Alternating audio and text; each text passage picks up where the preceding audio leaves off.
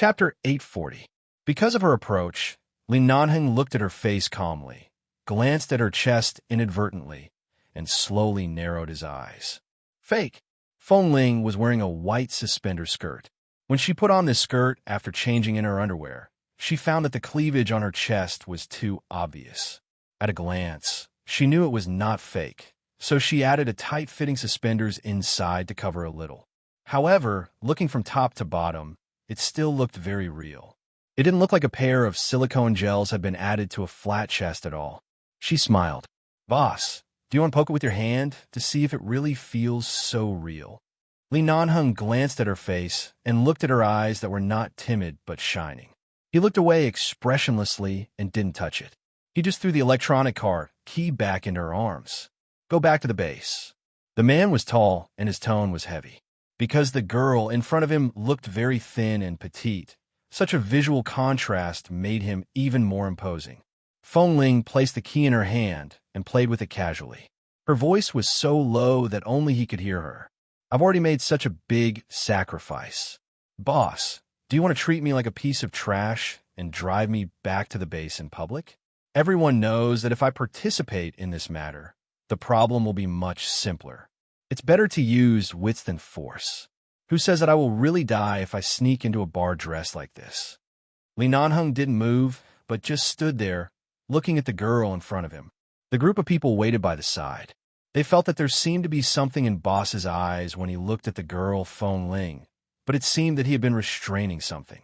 When they wanted to take a closer look, they found that Boss Li's expression was only cold and didn't look like what they thought. "You're not going back." Li Nanheng looked at her firm face and asked coldly, "Do you know what kind of experience you will face if you sneak into that kind of bar dressed like this?" Feng Ling paused, and her eyes flickered. "Anyway, I am a man.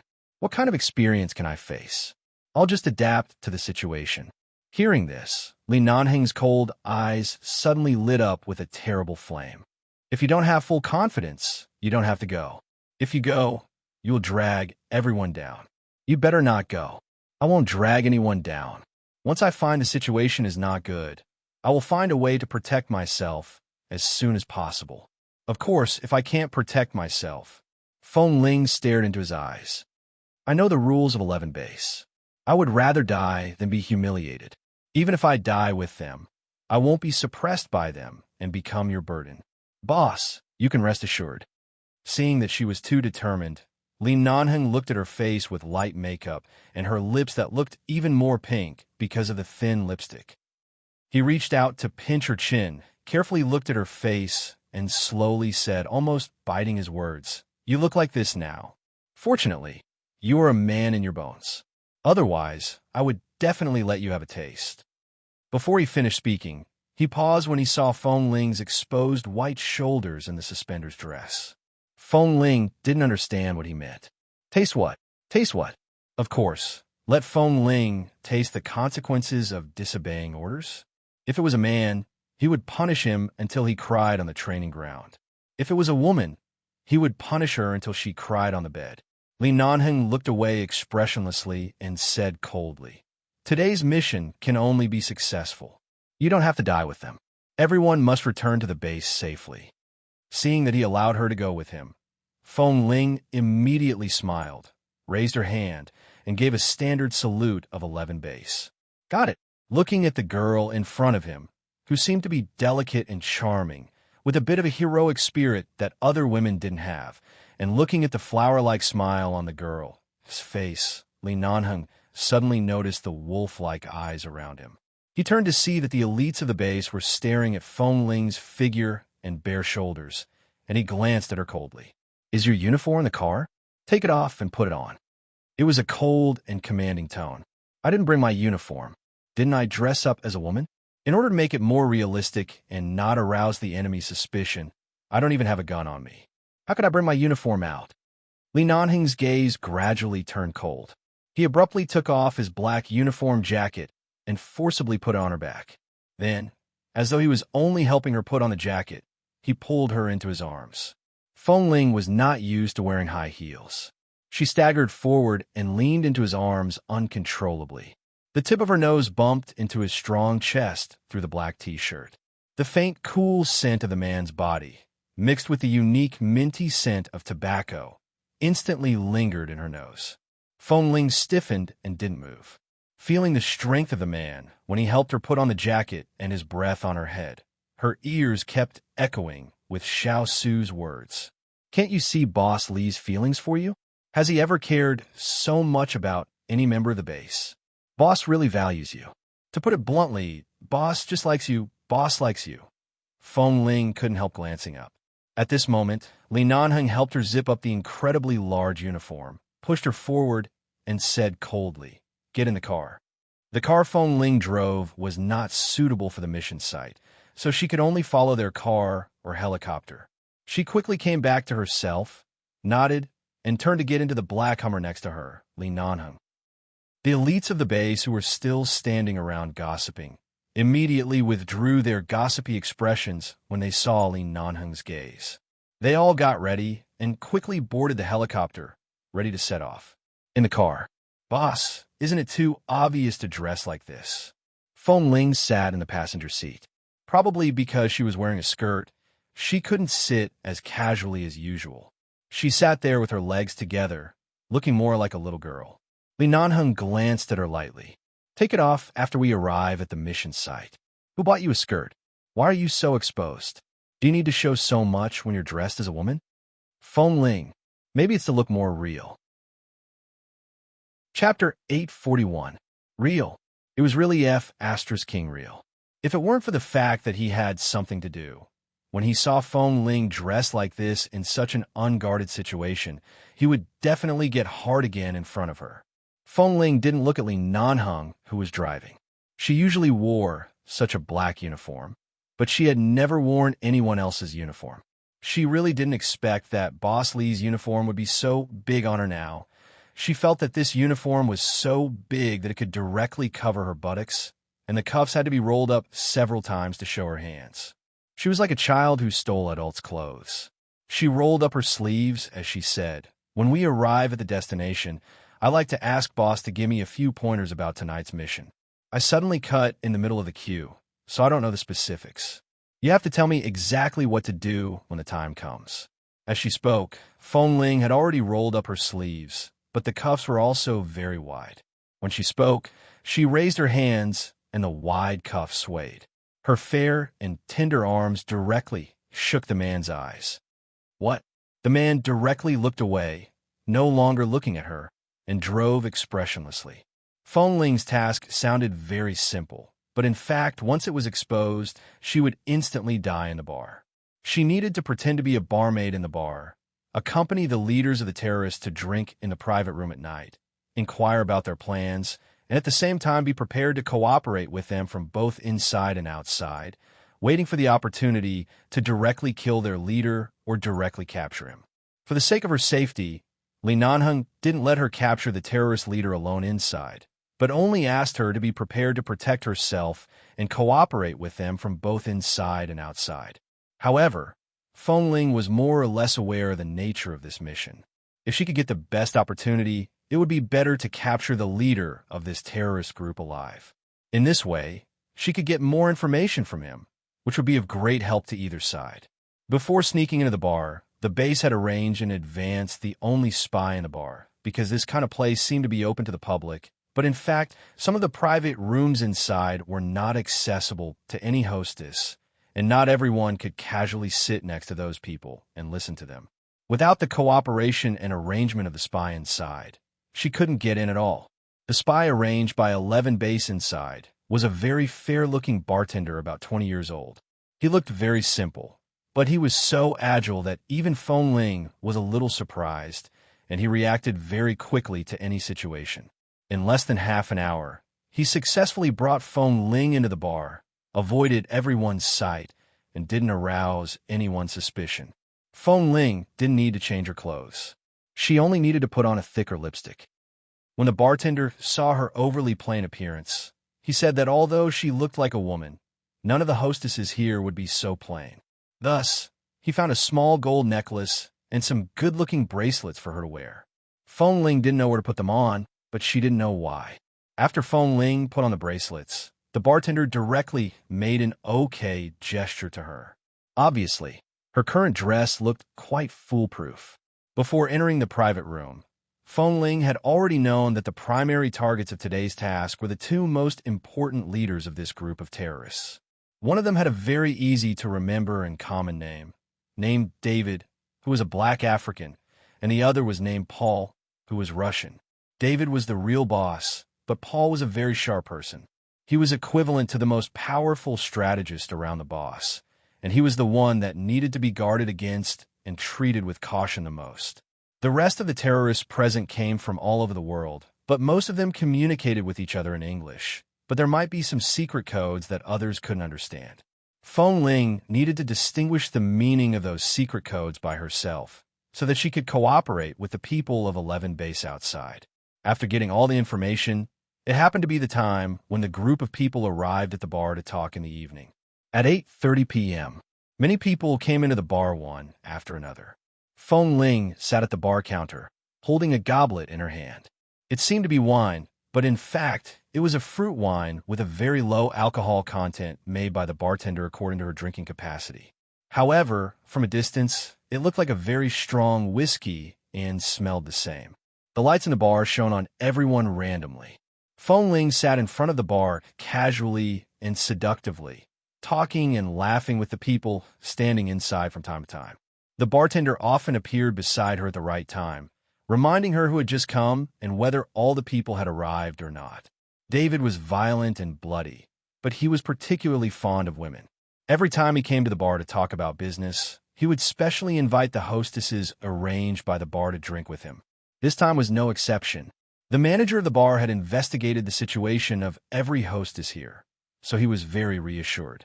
However, the bartender took advantage of the fact that the manager didn't notice and put Feng Ling into the team of those women. Anyway, these women were usually separated and were not allowed to contact in private, so they were not particularly familiar with each other.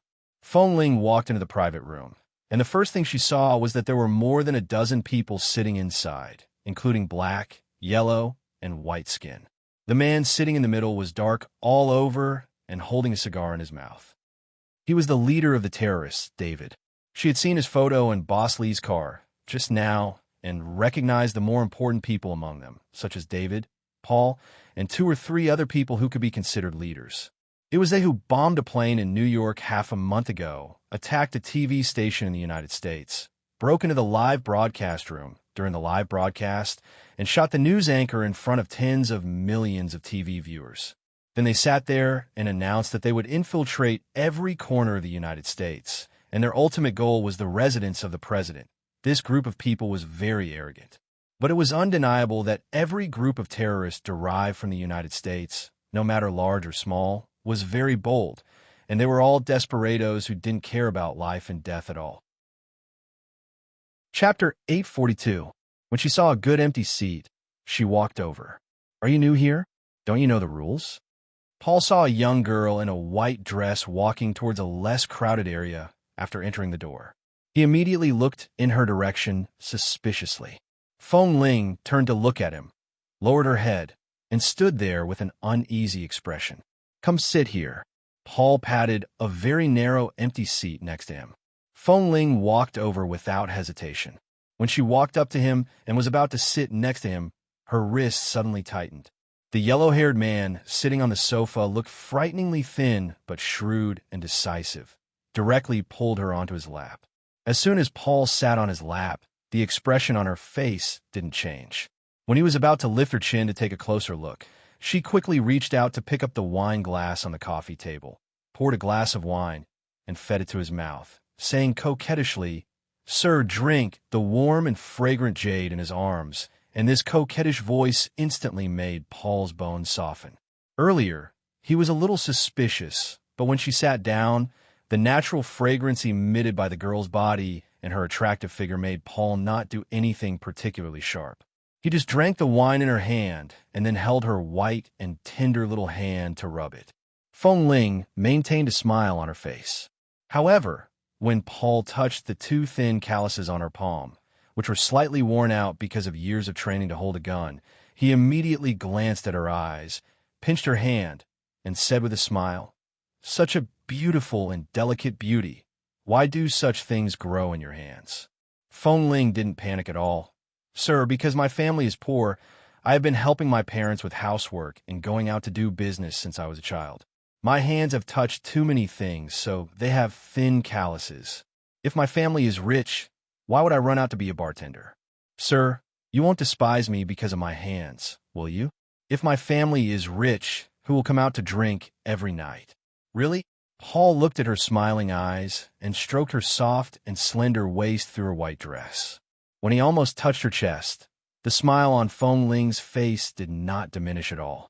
Before his hand touched her, she turned to pour a glass of wine, dodged his hand, and fed it to his mouth. After feeding him a few glasses, Paul was not drunk at all. Instead, he asked Feng Ling to drink as well. He even asked the waiter to bring in several kinds of stronger alcohol. Every time he opened a bottle, he poured a glass for Feng Ling to taste. Feng Ling rarely drank, so her alcohol tolerance was naturally low. 1 or 2 glasses of this kind of wine were enough to knock her out. After she reluctantly drank a few glasses, her face was already red, but since she was a bartender, she would definitely be suspected if her alcohol tolerance was too low. She took the opportunity to walk away from Paul's lap and sit next to him. While they were sitting in the private room talking, she tried to shake off the feeling of drunkenness and remembered all the contents of their conversation in her heart. About 40 minutes later, Feng Ling's brain could hardly maintain such a sober state. When David and Paul talked about an important topic, Paul suddenly thought of her. He poured a glass of wine and handed it to her. "Come on, have another glass." Feng Ling looked at the glass of wine with her sober eyes, hesitated when she put it to her mouth, and only took a sip before putting down the glass. "I want to go to the bathroom first," she said. Paul didn't stop her and looked at her. "Okay, I also want to go to the men's bathroom and the women's bathroom. After all, it's on the way. Shall I accompany you?" Feng Ling nodded shyly, got up and walked out.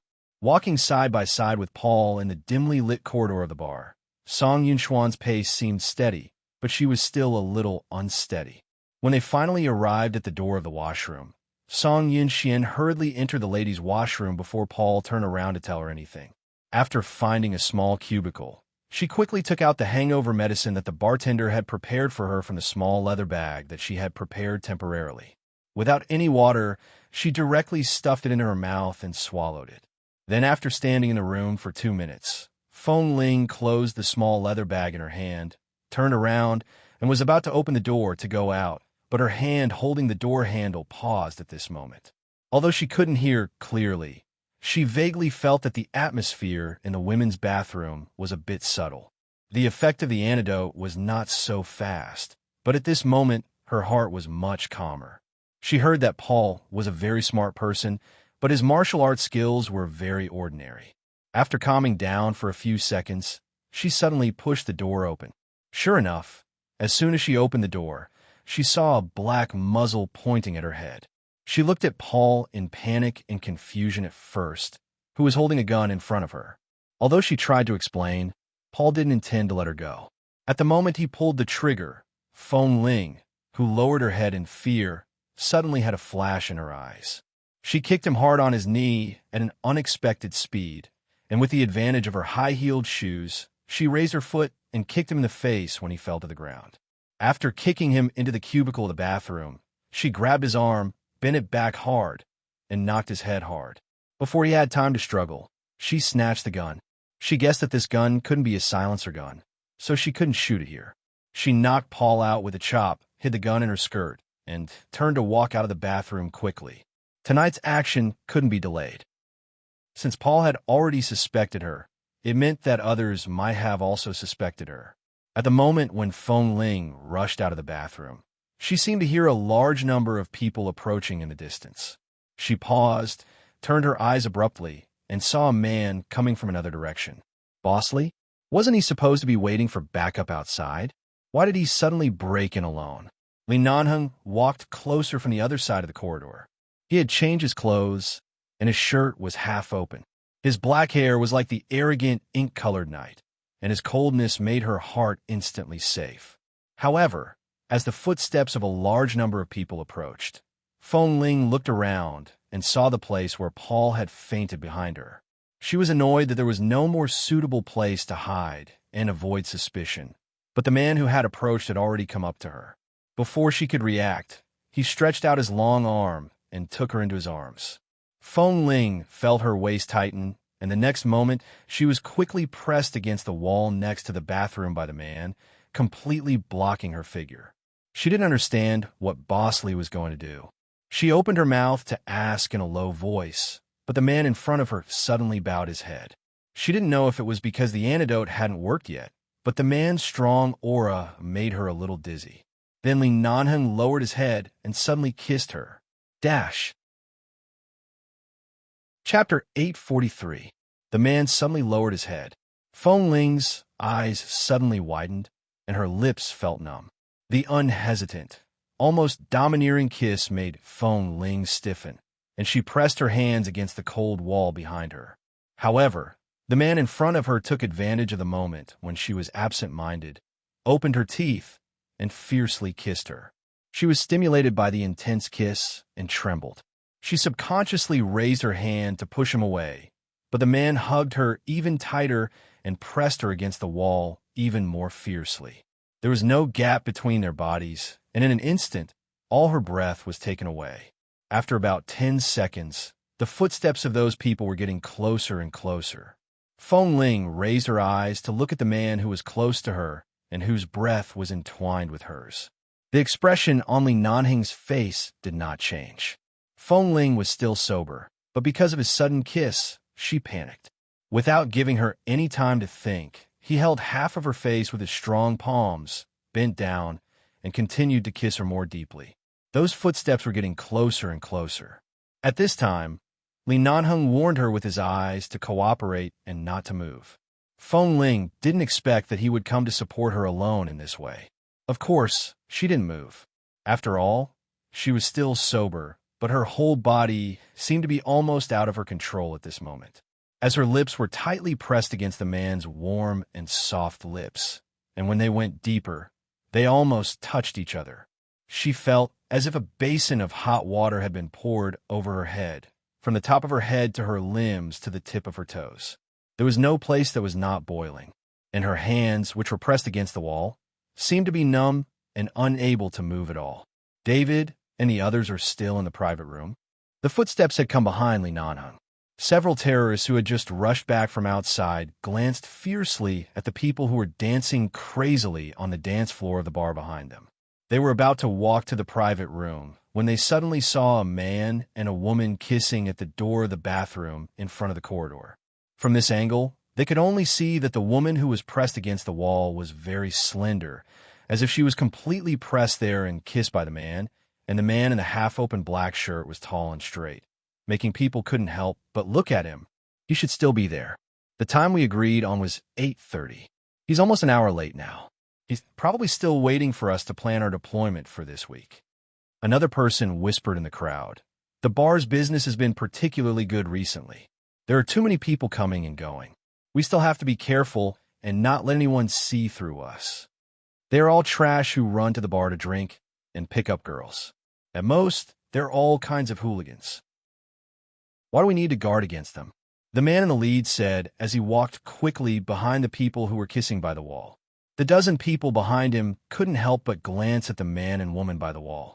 At the moment when the eyes of the group of people fell in their direction, Li Nanheng's hand directly peeled off the shoulder strap on Feng Ling's shoulder, but he still pressed her against the wall very tightly.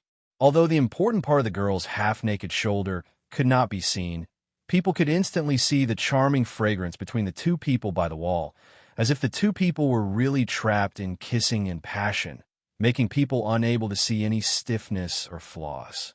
When almost everyone passing by behind looked carefully at Li Nanheng's back, Feng Ling finally understood. She raised her stiff hand that was pressed against the wall, reached forward, and hugged the man's waist tightly. At the same time, as if she couldn't help but pull the corner of his shirt under his belt, her hand also reached inside the man's shirt, randomly groping the man's perfect and strong abdomen and back. Young people nowadays are really open in the bar. Are they going to F***CK people outside the bathroom? Huh. If it weren't for the fact that we're in a hurry, I think we could stand here for a few more minutes to watch the live broadcast. The group of people behind laughed and passed by. They didn't see any guns, knives, or suspicious objects on the two of them. Instead, it made their blood boil. They directly withdrew their gaze from them and did not pay attention to the open door of the women's bathroom. They chatted and laughed as they passed by. Although there were some thin calluses on Feng Ling's palm due to holding a gun for a long time, the girl's exceptionally soft, white, and tender little hand was still different from that of a man. The deliberate touch on a man's body was different from the usual fighting during training. It was incredibly soft. The purpose was to help her divert the attention of those terrorists. After all, there was no other safer hiding place here, but the touch on her waist made Li Nanheng's kiss, which was originally just for others to see, deepen uncontrollably. The soft and slender body in his arms could only obediently cooperate because she didn't know what he was going to do next. He took the opportunity to firmly open her teeth, hooked Feng Ling's tongue, and kissed her fiercely. Even his spurting breath became more and more uncontrollable with this kiss. His breathing became heavier and heavier, and his hand almost broke Feng Ling's waist in an instant. He held her tightly in his arms and leaned down to kiss her fiercely. Although she had heard the footsteps of the group of people walking away, Feng Ling immediately moved her hand away from Li Nanheng's waist and pressed it back against the wall.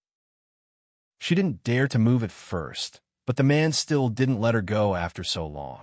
She looked at him in confusion with her somewhat blurred and half-sober eyes.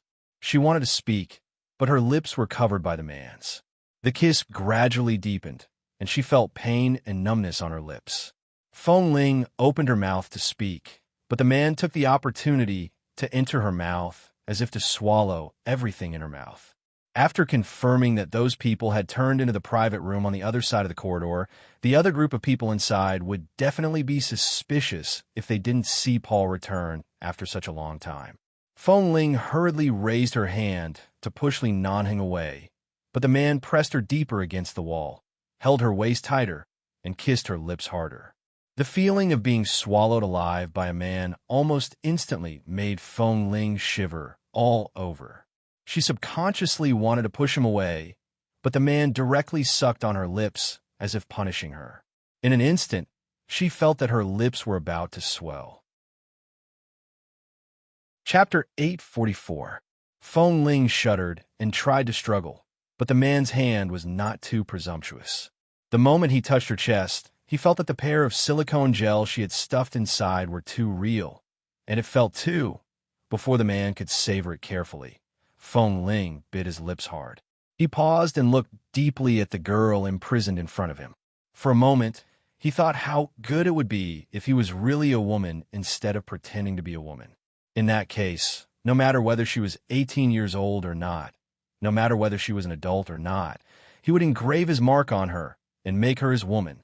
However, this unrealistic idea had just sprouted in his mind when Feng Ling abruptly raised her hand and poked an acupoint on the side of his waist with her finger.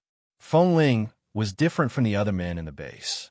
She also had various tactics when it came to close combat. Other men had the least patience to learn the acupoints of the human body to find the enemy's weakness, but only Feng Ling had learned this unpopular course in the base comprehensively. Right now, the place where her finger was poking was a numbing acupoint on the side of his waist. As long as she exerted a little more force, half of his body would instantly feel a tingling pain. If she exerted any more force, half of his body would be numb for several days, and he wouldn't even be able to hold the gun steadily. When the man kissed her and looked at her, Feng Ling also looked at him with warning eyes. The man closed his eyes and lingered on her lips for a few seconds before finally letting her go. The moment the man took a step back, Feng Ling quickly raised her hand and wiped her almost red and swollen lips harshly. Without saying anything, she didn't look at him anymore, turned around, and quickly walked back into the women's room. The mission was more important. Li Nanheng glanced at his lower body, stood where he was with a cold expression, and slowly exhaled in a way that Feng Ling couldn't hear clearly. His little brother, who had been moving frequently recently, seemed to be particularly disobedient, especially when Feng Ling was dressed in women's clothes. He composed himself and walked in. There was no one else in the women's room at this moment. Feng Ling walked in, opened a partition door inside, and gestured for him to see the person inside. Li Nanheng glanced at Paul, who had fallen unconscious by the toilet. Without guessing, he knew it was Feng Ling's masterpiece. You defeated their think tank in such a short period of time. Not bad. Feng Ling glanced at the man lying inside and said mildly, "He's too smart for his own good. He's been suspecting me and thinking that he can kill me by following me out. Maybe it's because I look like a weak woman who doesn't have any skills that he dares to fight against me alone." At this point, Feng Ling continued, "His skills are indeed terrible. Previously, when I found out that his skills were average, I thought he could at least fight a few times. I didn't expect him to be so terrible. No matter what, he's the brains of these terrorists. No matter what, he's also a schemer who plans to attack various places in New York. He really disappoints me." Li Nanheng sneered. "Do you think all the think tanks in the world are as difficult to deal with as Mo Jingshan?" Feng Ling didn't have a particularly deep impression of Mr. Mo, and for many years, she had only heard of his name in the base. She only knew that he often contacted Boss Li in 11 Base, and that Mr. Mo had secretly helped a lot in many decisions and plans in the base.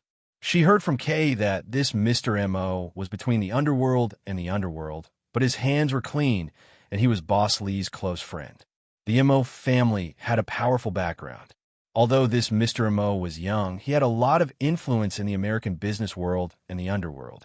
Even in the American underground arms trade, many mafias offered hundreds of millions of yuan just to buy his head. Although she hadn't seen him before, after hearing this name for so many years in the base, she was instinctively full of awe for this person. Kay and the others described Mr. Mo as the think tank and the big boss behind the scenes of 11 Base.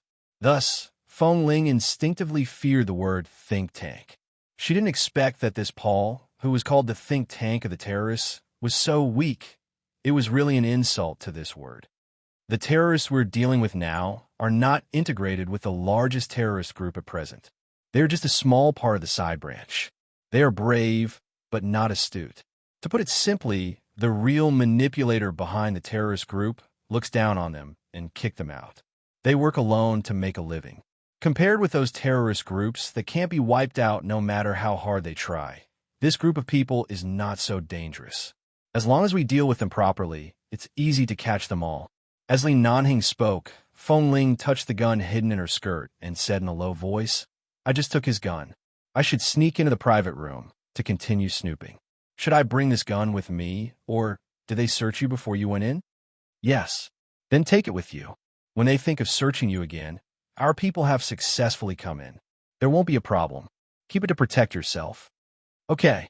After closing the door in the bathroom, Feng Ling tidied up her skirt and pulled up the straps that had just been pulled down by Li Nanheng.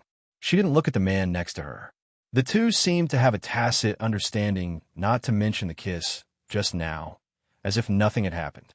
Before walking out of the bathroom, Feng Ling asked, "Boss, didn't we agree that you and the brothers in the base will wait for my signal outside and then come in to support us? If you take the risk to come in like this, it will be very dangerous if you're discovered. After all, I am disguised as a woman, so the chance of being discovered is smaller. But you take the risk." Feng Ling actually wanted to ask him if he had suddenly come in because he was worried about her being alone inside. But the next words were swallowed by her throat, and she didn't continue to ask. Li Nanheng knew what she wanted to ask and didn't answer her. When he walked to the door, he stepped aside to let her go out smoothly. At the moment when Feng Ling passed by, he glanced at her ear and said casually, "Your ear is red again." Feng Ling. She walked away expressionlessly toward the direction of the private room. After Feng Ling left, Li Nanheng silently looked at the dark direction at the end of the corridor in the distance, picked up his cell phone, and called the bartender hiding in the bar. "I'm in the bathroom. Send the clothes I prepared in advance over immediately." "Yes." Chapter 845. Li Nanheng took the clothes from his hands and reached for the exquisite buttons on his black shirt. He unbuttoned them one by one and changed into the clothes that the bartender had brought over. Then he said unhurriedly, "In 10 minutes, arrange for a circuit failure. I will enter the private room in 15 minutes.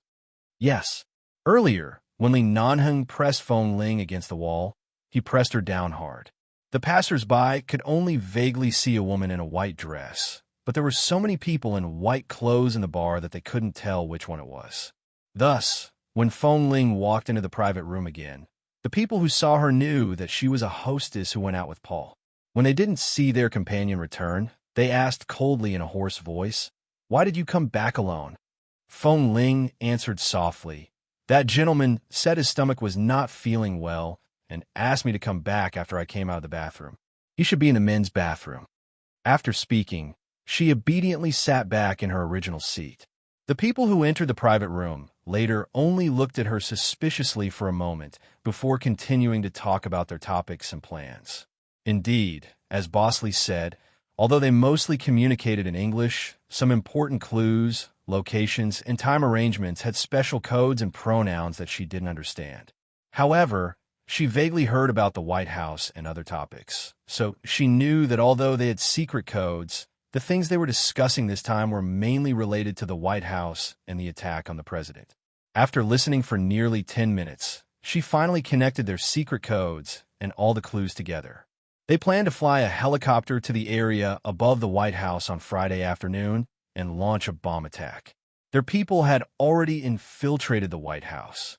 Originally, the area near the White House could not be easily flown by any aircraft, but they had already taken control of the person in charge of that area and replaced it with their own people. Hearing this news, Feng Ling obediently sat by the side and drank. From time to time, she would smile and hand a drink to the man next to her, trying her best to maintain her identity as a hostess. However, Paul still didn't return. From the time he left with Feng Ling to the 10 minutes now, he had been gone for nearly half an hour. The chatter in the private room gradually died down. Their leader, David, had already glanced at Feng Ling, who had been chatting and laughing with the others. The others also looked at Feng Ling at the same time. There was no change in the atmosphere, but Feng Ling could vaguely feel the tension. However, they were still watching her. There was a smile on Feng Ling's face, and her expression did not change. She had just taken the hangover medicine and drank a few mouthfuls of wine, so it was not a big problem. She smiled as she gently placed the wine glass in her hand on the tea table. She then picked up a piece of watermelon from the fruit platter and took 2 bites. She smiled with a harmless expression on her face. Just when everyone was wondering if something had happened, when Paul went out with her, the 2 men beside David had already reached into their clothes and were about to pull out their guns. Feng Ling glanced at their movements but acted as though she hadn't seen anything. She spat out the watermelon seed on her hand and gently placed it on a piece of tissue by the side. Her movements appeared slow and careful, as though she was unaware of the murderous intent in the air. All of a sudden, the music in the private room abruptly stopped and the lights dimmed. This sudden darkness caused everyone to instantly become vigilant. What's going on? Is there a power outage? Or is there an ambush? Just as the voice fell, someone quickly picked up his phone and turned on the flashlight function on his phone. After a trace of light was restored in the private room, the other people next to him also took out their phones and did the same. Just when the light in the private room was enough to see everyone clearly, David turned to look at the young lady in the white dress. She didn't seem to have done anything in that instant of darkness. She only took out her phone with a flustered expression and fiddled with it in her hand. She also hurriedly turned on the flashlight function. Then she looked at them with a flustered expression and asked in a small voice, "Is there a power outage?" If this little girl in the white dress was really planted by someone or had some kind of conspiracy, she would definitely have done something in the few seconds of darkness just now. However, when they saw her unprepared expression and how she reached for her phone helplessly like everyone else, they instantly dispelled their suspicions. Since she hadn't returned for so long, something must have happened to Paul. However, the problem shouldn't be with this woman. Go and ask. David's hand was already in his pocket. He held onto his gun and was prepared to respond immediately if anything happened. The others also held their phones in one hand to illuminate the room and prepare to take out their weapons with the other. Someone stood up and went out to ask. The little bartender happened to be nearby. He hurriedly came in with his phone and bowed apologetically. Apologies. There's a problem with the wiring in the bar. The entire bar has been cut off. We've already contacted the nearest wiring repairman. Someone will be here to fix it immediately. Within 10 minutes, all the lights will be restored. Are you sure it's just a problem with the wiring? David was black. In this dark private room, with the light from all the phones, his body and facial features couldn't be seen clearly. Only a pair of cold and sharp eyes filled with killing intent stood out. At the same time, they sent chills down one's spine. It was as though a pair of eyes had appeared out of thin air in the darkness. It was extremely terrifying. Yes, it's been raining in Los Angeles for the past few days. It's likely that the wiring outside the bar is too old. You should know that all the buildings in this red light district have been around for many years. Those wiring will more or less be affected by such weather. Don't worry, the repairman will be here soon. It won't take too long. The little bartender finished speaking and directly picked up his phone to make a call. He urged, "Are they here yet? Hurry up." Feng Ling looked in the direction of the little bartender. Could it be that there was a plan that she didn't know about? Was there really something wrong with the wiring, or what was going on? Just a few minutes after the little bartender finished the call, footsteps sounded from outside. Then, the little bartender anxiously said something. Afterward, a tall man dressed in the uniform of a certain Los Angeles electric company walked in with a wiring box on his back. Chapter 846. It was Li Nanheng. She only glanced at the man who had just walked in. The man did not look at her. Instead, he turned around very professionally to check the power control box inside the private room. At this time, the bartender also came in and explained with an apologetic smile. "Everyone, please wait a moment. It will be ready soon. The repairmen have arrived. There are also a few people who are going to check the main power supply of the bar. We specially called one of them over to check if the wires in this private room are burnt. It will be fixed soon." What a waste of time. An impatient voice came from the private room, and then a group of people stood by the sofa and stared at the back of the man squatting in front of the power control box. Even though Li Nanheng's clothes looked very professional, and even the way he opened the power control box was absolutely not a problem, but among the group of people who entered the private room, a few of them deliberately glanced at him when they passed by behind him. Staring at David's back under the light of the phone, one of them took a step back and slowly walked to David's back, whispering something in David's ear. David immediately glanced at the repairman again. Without speaking, he slowly raised his hand and made a gesture to move forward. In an instant, the people next to David took out their guns, lightened their footsteps, and slowly moved behind Li Nanheng. They were not sure if there was a problem with this person or if they had seen wrongly before, but they had already made full preparations. As long as this repairman made the slightest movement that would threaten them, they would immediately be shot to death, and there would be no room for resistance. The man who was checking the power control box kept shining the light of his cell phone on the wires and circuit boards inside, took out very professional tools from the box at hand, and unscrewed the plugs and connectors on the solder plates inside. He didn't look back, as if he was unaware of the danger behind him. In order to see the situation inside the power control box more clearly, he even bent down, knelt on one knee, and stuck his head in a check. Seeing this repairman's professional posture, there didn't seem to be any problem. David stared at him coldly, playing with the gun in his pocket, and didn't ask his men to shoot immediately. After all, if it was really a repairman, the power must be restored immediately. When they first came here, they came in small groups to avoid detection. Now that there were so many of them here, it would be too much trouble and too obvious if they wanted to move somewhere else. If it wasn't a repairman, it meant that this person was very dangerous. Then they had to be even more careful. On the other side of the sofa, Feng Ling moved her eyes away from Li Nanheng's back and watched helplessly as those people pointed their guns at her. But now was not the time for her to send out a signal, and as long as she made any movements at this time, Boss Lee's life would be instantly buried under those people's muzzles. While those people weren't paying too much attention to her, she turned to glance at the bartender.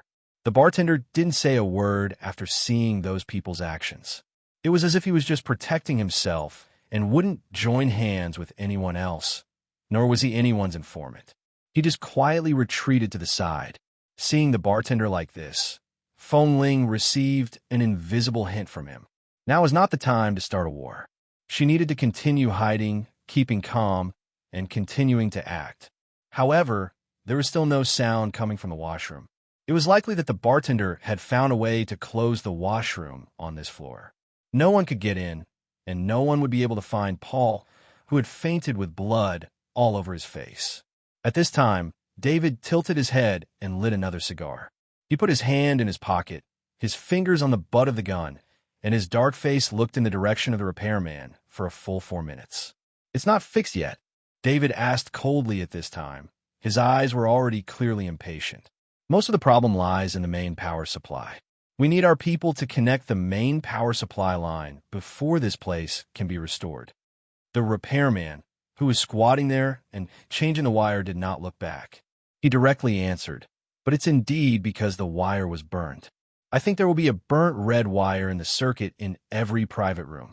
I'll change this one first. After the main power supply is connected, everything will be fine." As he spoke, he took out a red power cord from the box. Seeing the red wire in his hand, the bartender finally shifted his gaze and glanced at Feng Ling from the corner of his eyes. After Feng Ling received his gaze, she first looked at the waist and abdomen of the nearest short man from the corner of her eyes. Feng Ling received the hint, slowly took a step back, leaned against the sofa, and glanced sideways at the short man's clothes. Just now, she noticed that there was a bulge on his waist. Now, after the bartender's hint, it seemed that the explosive device that these terrorists often use to spontaneously ignite and self-destruct in times of danger was tied to this man's body. Usually, their explosive device could spread within 100 meters, and a person with an explosive device on his body was enough to die with the people around him. In such a situation tonight, although they wouldn't seek death and would only think of ways to protect themselves based on their usual habits, there would definitely be someone with such a thing on his body. In order to let all the members of 11 Base come into support, she must be the one to remove the explosive device and ensure that all the members of 11 Base would not be destroyed here. This was the second task of her tonight. It was more important than the task of snooping because it concerned the safety of the members of the base and the degree of completion of this task. Li Nanheng had already begun to install the red wire. Feng Ling's hand was behind her back, and she slowly took out a very small but very sharp dagger hidden in her skirt. This was given to her by Boss Li when she returned to the private room. When she first came in, because he would search her body, she couldn't bring it with her. She was originally considering how to deal with the subsequent situation without a weapon on her, but in the end, not only did she get gunned from Paul, but also because Boss Lee suddenly took the risk to come in, he gave her a dagger.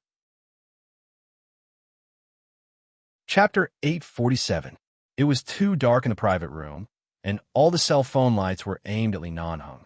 On the other side, Feng Ling stood in the dark. No one would know that in the blink of an eye, one of their companions had died in Feng Ling's hands. The short man didn't even have the chance to scream before his throat was severed. His eyes widened as he tried to call for help, but he couldn't make a sound at all. He stared at her for a few seconds before he lost the strength to reach out to his companions due to the pain and numbness in his back. He fell to the ground silently. The moment he fell, Feng Ling raised her hand to catch him. She did not care that the other party's blood had already stained her dress. She let the short man, who had already died silently, stand by her side in a trembling posture. Without arousing suspicion, she reached the dagger behind him, cut open his clothes, and slowly used the dagger to cut the wire on the explosive device on his waist. At the same time, she used the dagger to cut the detonator of the explosive device. After she was done, she slowly turned her gaze to the bartender standing by the door. The bartender caught her gaze and suddenly took a step back. The gazes of the dozen or so people in the private room immediately turned to look at him.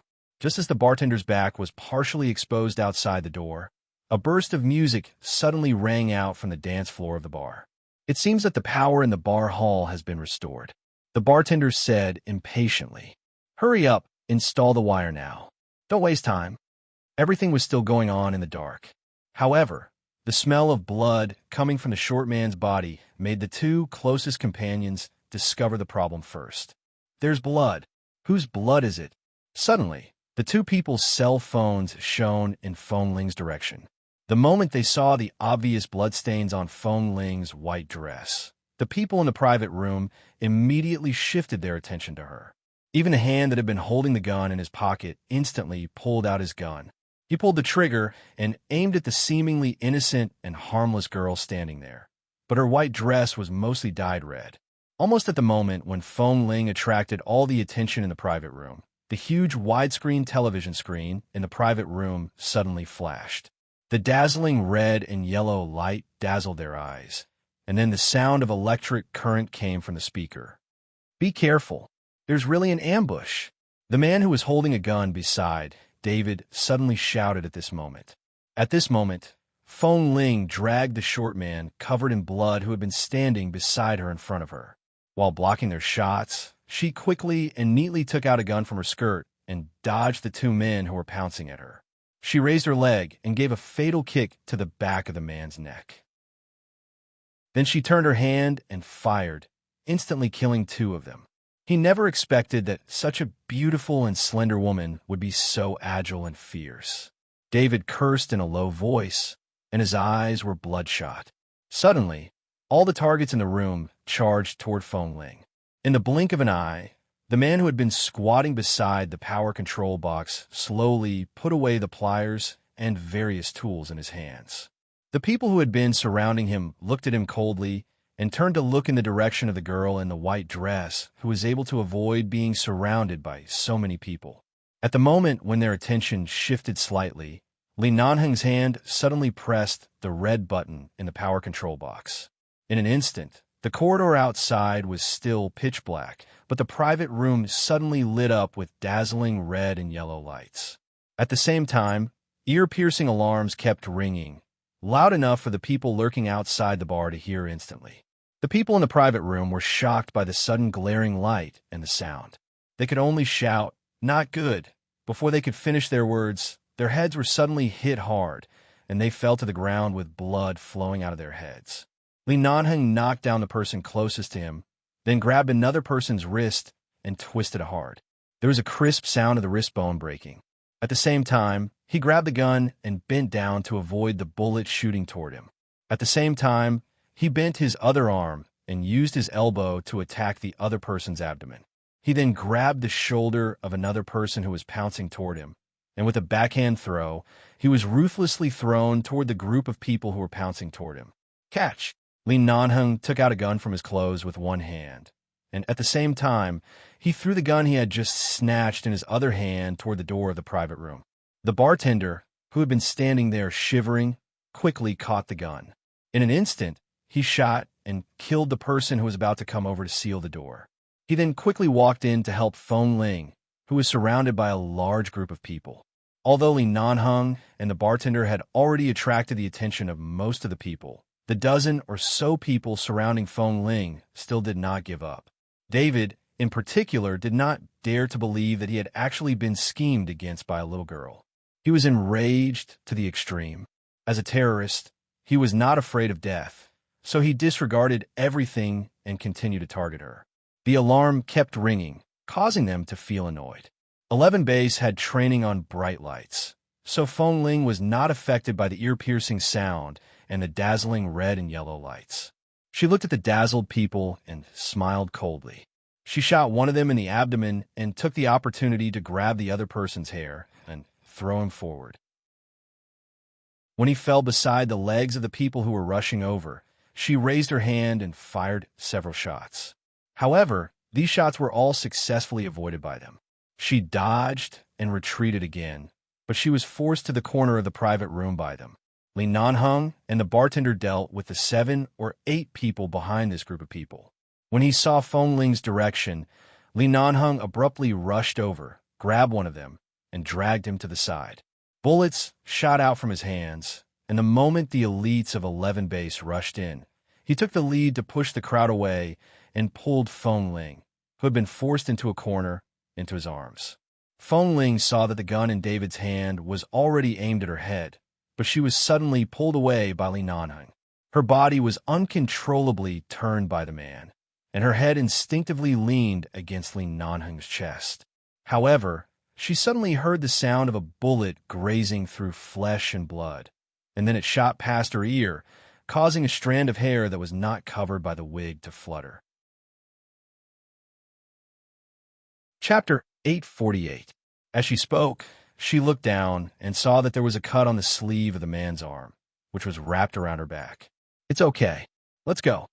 As if he couldn't feel the pain, Li Nanheng used his other uninjured arm to push Feng Ling hard into the crowd of elites of the base, turned around, kicked away the people who had already pounced on him, and raised his hand to shoot again.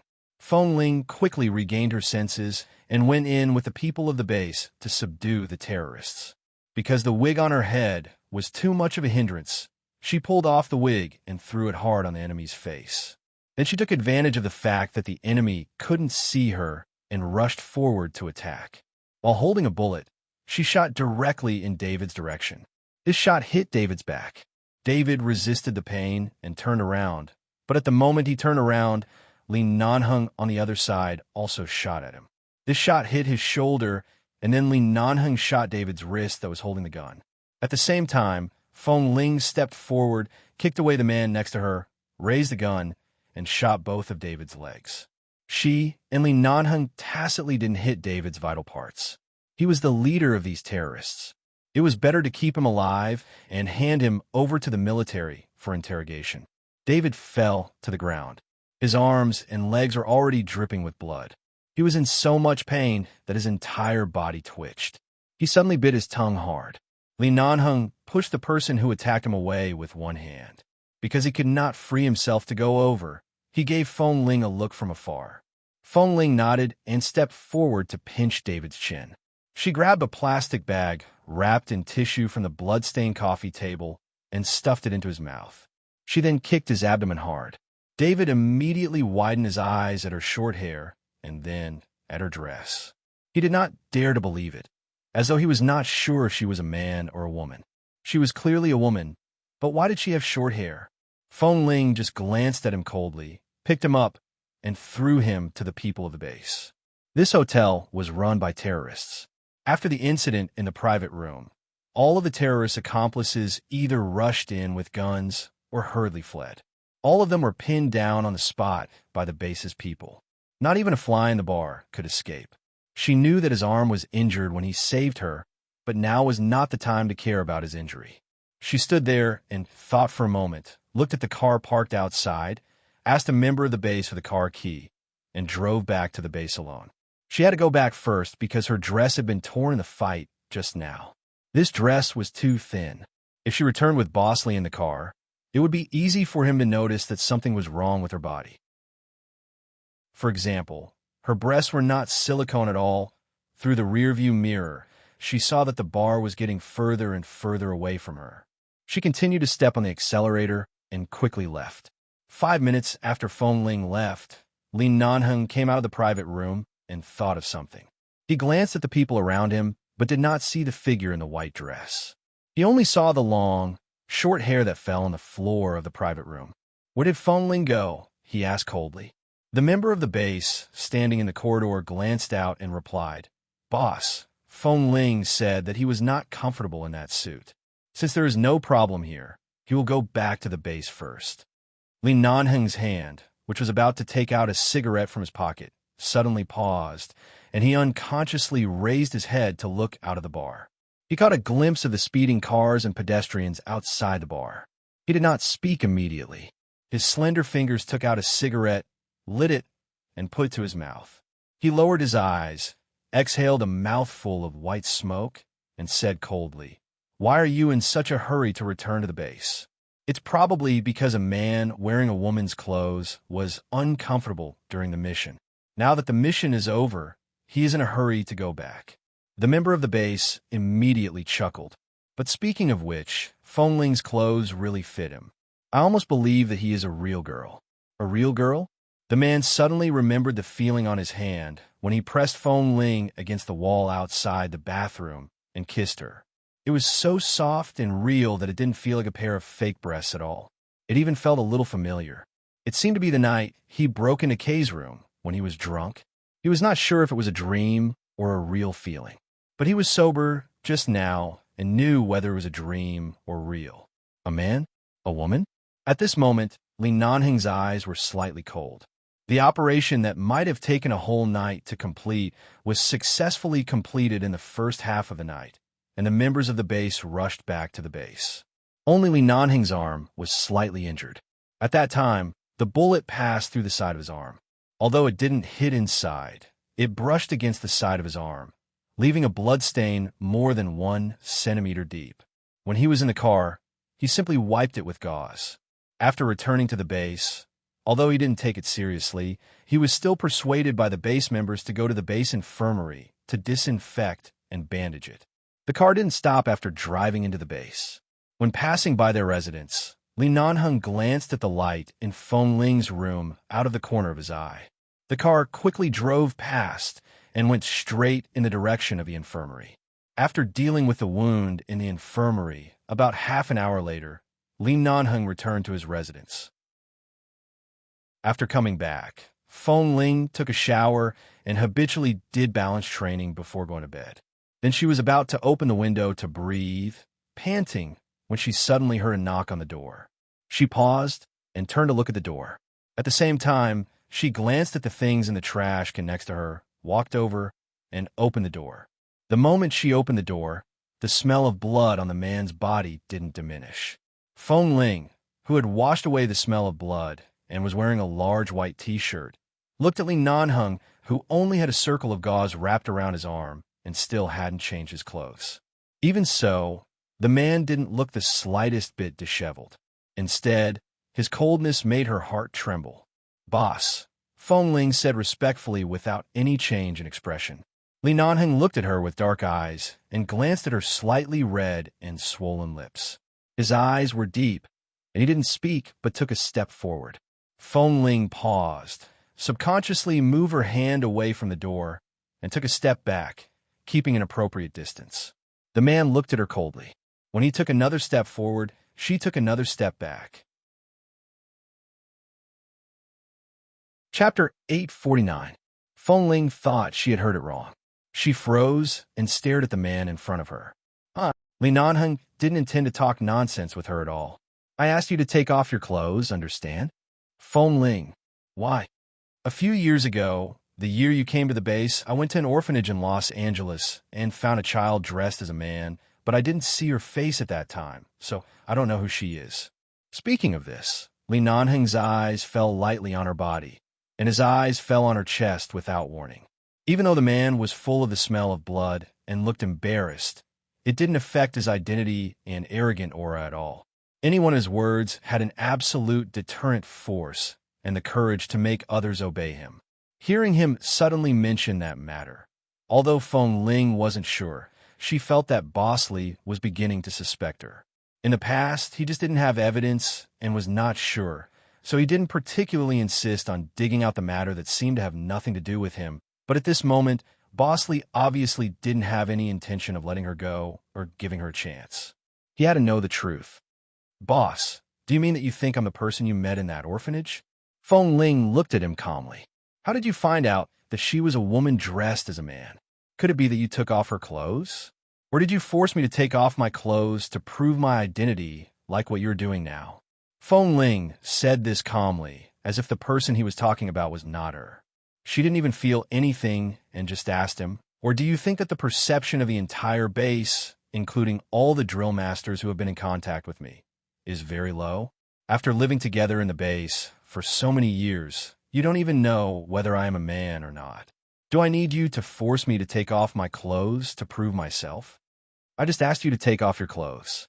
If you are a man, do it. Don't be so shy." Li Nanheng slowly mentioned her usual behavior. "Who in the base have you taken a bath with? Have you been to the public bath in the base? After training for a long time in the summer, all of you brats have taken off your shirts and sweated on the training ground naked. You're the only one who's neatly dressed, and hasn't even untied your belt. Plus your height and your usual performance. As the person in charge of the base, I'm qualified to figure this out. It's not too much. Hearing this, Feng Ling immediately smiled.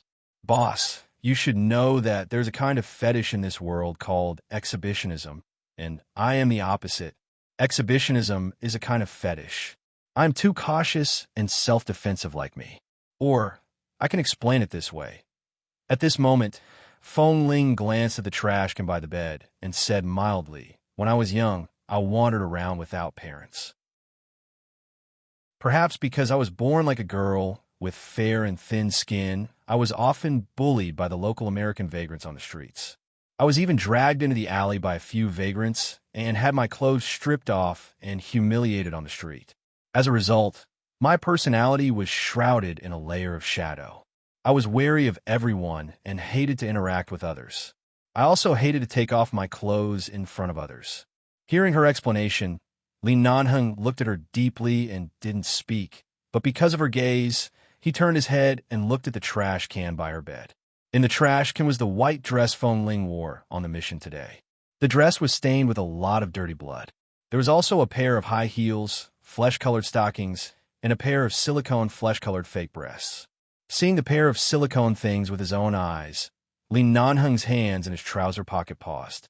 Feng Ling stood in front of him and watched his boss's eyes gradually turn cold. She raised her arms expressionlessly and made a gesture of letting him take off her clothes at will. "If boss must see it, as he said, we are all men. I won't lose a piece of flesh just by looking at it." The room became abnormally quiet because of Feng Ling's words. Li Nanheng moved his eyes away from the things in the trash can, glanced at her indifferently, and then glanced at her wide t-shirt, open arms, and flat chest. His eyes instantly became much colder, and his low voice was filled with irresistible coldness. "In your eyes, is your boss a psychopath who disregards your psychological shadow and insists on watching you take off your clothes? Or will he give up his goal because of a casual explanation and pass? Or do you think I will believe your reasons?" Feng Ling's eyes were calm. "Boss is boss. The base has given me a place to live. If boss must be serious about this, of course, I won't refuse. As for whether you believe it or not, that's your business." Her eyes were firm and unwavering. For her, it was no longer important whether Bosley knew whether she was a man or a woman. What was important was how much he trusted her. After working together for so long and going through fire and water for so many times, gender was not important to her. So what if he was a man? So what if he was a woman? At first, she didn't want to be driven out of the base because she was a woman. Of course, this was also the reason now, but when Xiao Su said that Bosley liked her, Feng Ling's heart had not calmed down yet. If he insisted on being the person to reveal this secret, she might not refuse. She was only calm. When she finished speaking, her arms were still stretched out. She looked at him calmly and fearlessly. "Boss, do you want to take off your clothes?" How shrewd was Li Nanheng. At this moment, there seemed to be thousands of things reminding him that there was something wrong with Feng Ling. Whether it was her overly reserved performance or the touch he had kissed, if he couldn't tell whether she was a man or a woman, he would have lived in vain for more than 20 years. But Feng Ling's eyes were too calm. The truth was in front of him. Should he reveal it or not? At this moment, Li Nanheng turned his eyes away and looked at all the furnishings on her bed and in her room. Every step was very simple. There were a few books on the table, the bed was neat and clean, and most of the clothes hanging in the cabinet were black or white t-shirts and uniforms. There was nothing feminine. Perhaps it was too cruel to reveal the truth personally. People needed to trust each other, but it also needed honesty. Li Nanheng looked at her again, his eyes slightly cold. "I will only give you this chance. Who are you? Are you a man or a woman? Tell me the truth." Feng Ling did not hesitate. Feng Ling, male. Chapter 850. Feng Ling could clearly feel the changes around her, especially the cold aura emanating from the man in front of her. Looking at Feng Ling's calm expression, Li Nanheng smiled. His thin lips were cold, and he ground his teeth hard. "A man." Feng Ling looked at him without blinking. "Boss, do you really want me to be a woman?" "Not really. He looked at her face expressionlessly and said lightly, "I just need an honest person." Feng Ling's throat seemed to be blocked by something. When she raised her eyes to understand what he meant through his eyes, the man had turned around and said coldly, "If you are a man, remember that you are a man." With that, the man walked out without looking back. Feng Ling froze in place and watched the door close automatically. Why did she feel that Boss Lee seemed to know it? But how could he be so sure of her gender? Did she show any flaws today? She had touched the pair of silicone fake breasts just now, which felt soft and elastic. In fact, it was not much different from the real ones. Even if there was a difference, it was impossible for him to completely distinguish the difference under such circumstances. But his eyes just now, late at night, Feng Ling lay on the bed. She should have fallen asleep, but she had insomnia. Li Nanheng's words kept echoing in her mind. "I just need an honest person."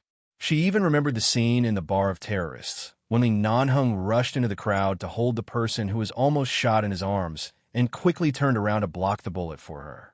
She remembered the white gauze on his arm. After closing her eyes for about half an hour, she suddenly opened her eyes again. In the blink of an eye, it was already very late, and the entire 11 base was already silent. But she couldn't sleep. Those voices and scenes kept repeating in her mind. She suddenly sat up, picked up the cushion for balance training, and lay on the ground. After about 15 minutes, her forehead was already sweating. She took 2 deep breaths, sat on the cushion, and stared at the night sky outside the balcony in a daze. Balance training was very easy to sweat.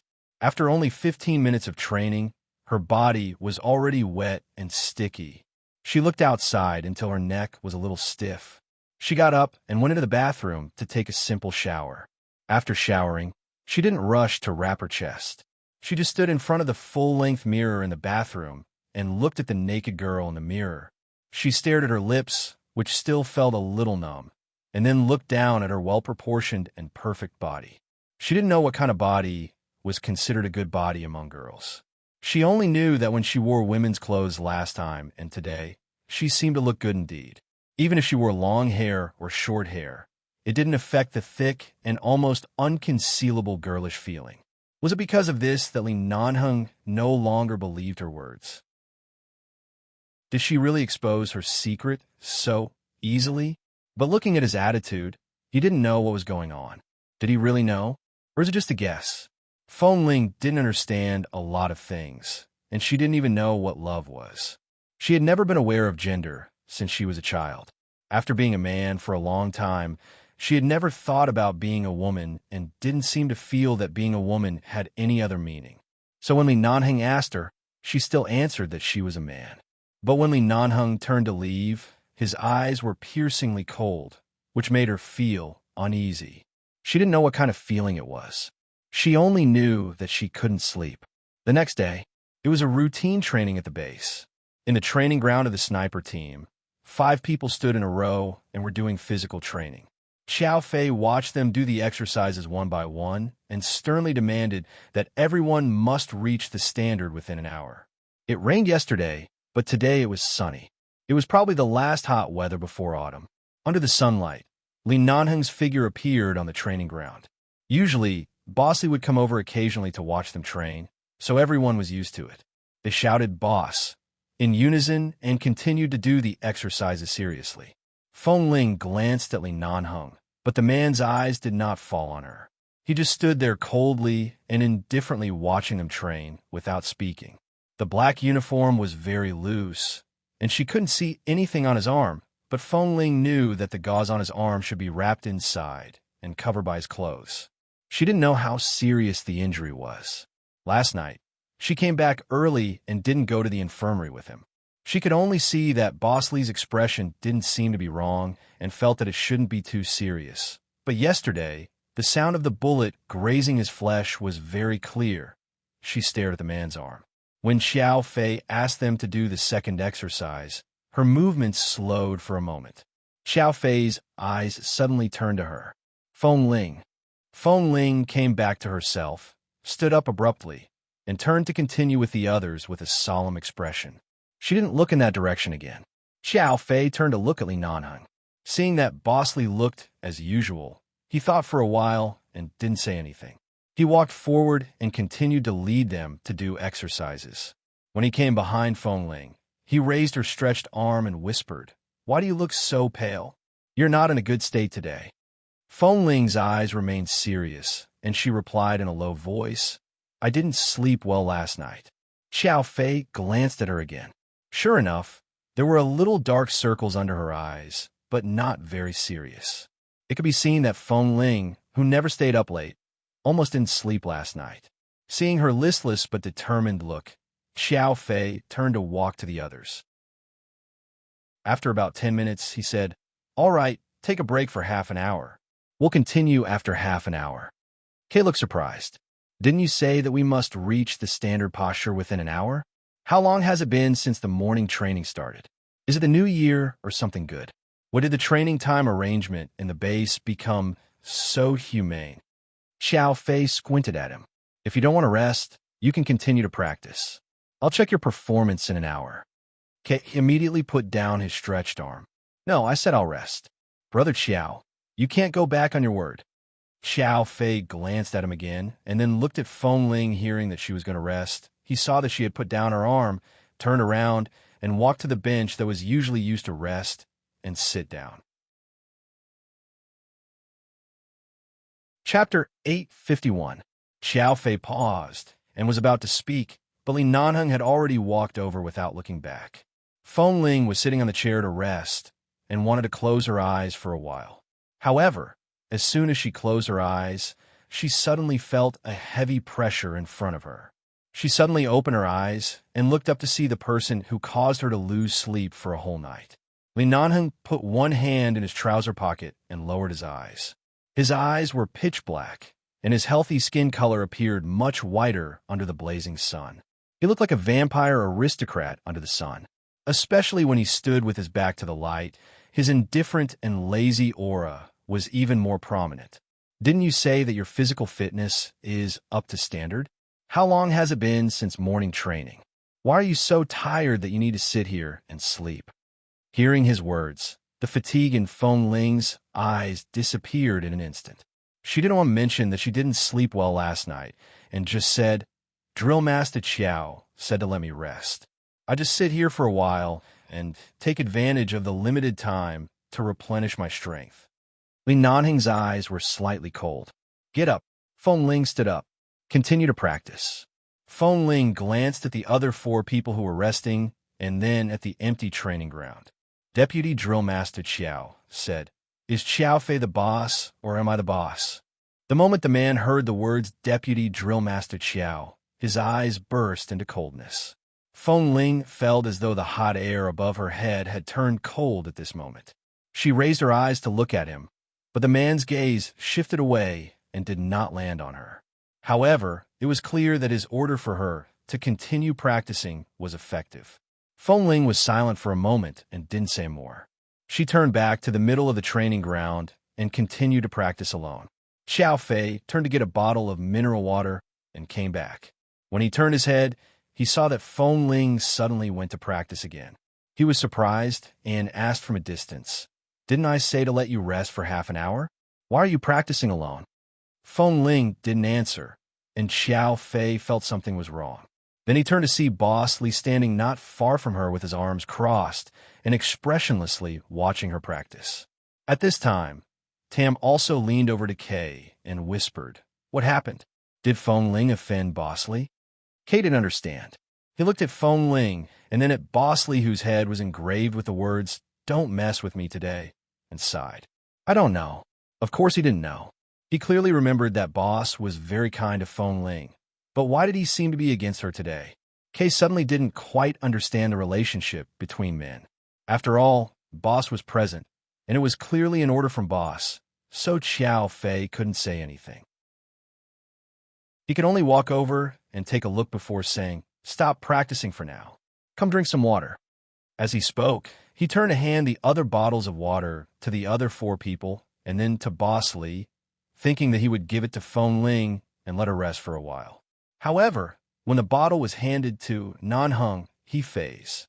To Li it ling up to him. Up, to Li up, Nan Hung Ling to Boss Fei. Li Lichi linked him to Tahi Ad of Fei. Feng Ling raised his eyebrows and didn't feel embarrassed. He took back the water, played with it casually in his hand, and said, Feng Ling, come here and drink some water. Feng Ling let out a long breath. Okay, she continued. Seeing that Boss's face was as cold as frost, Feng Ling didn't seem to be in a good state, but she didn't say anything.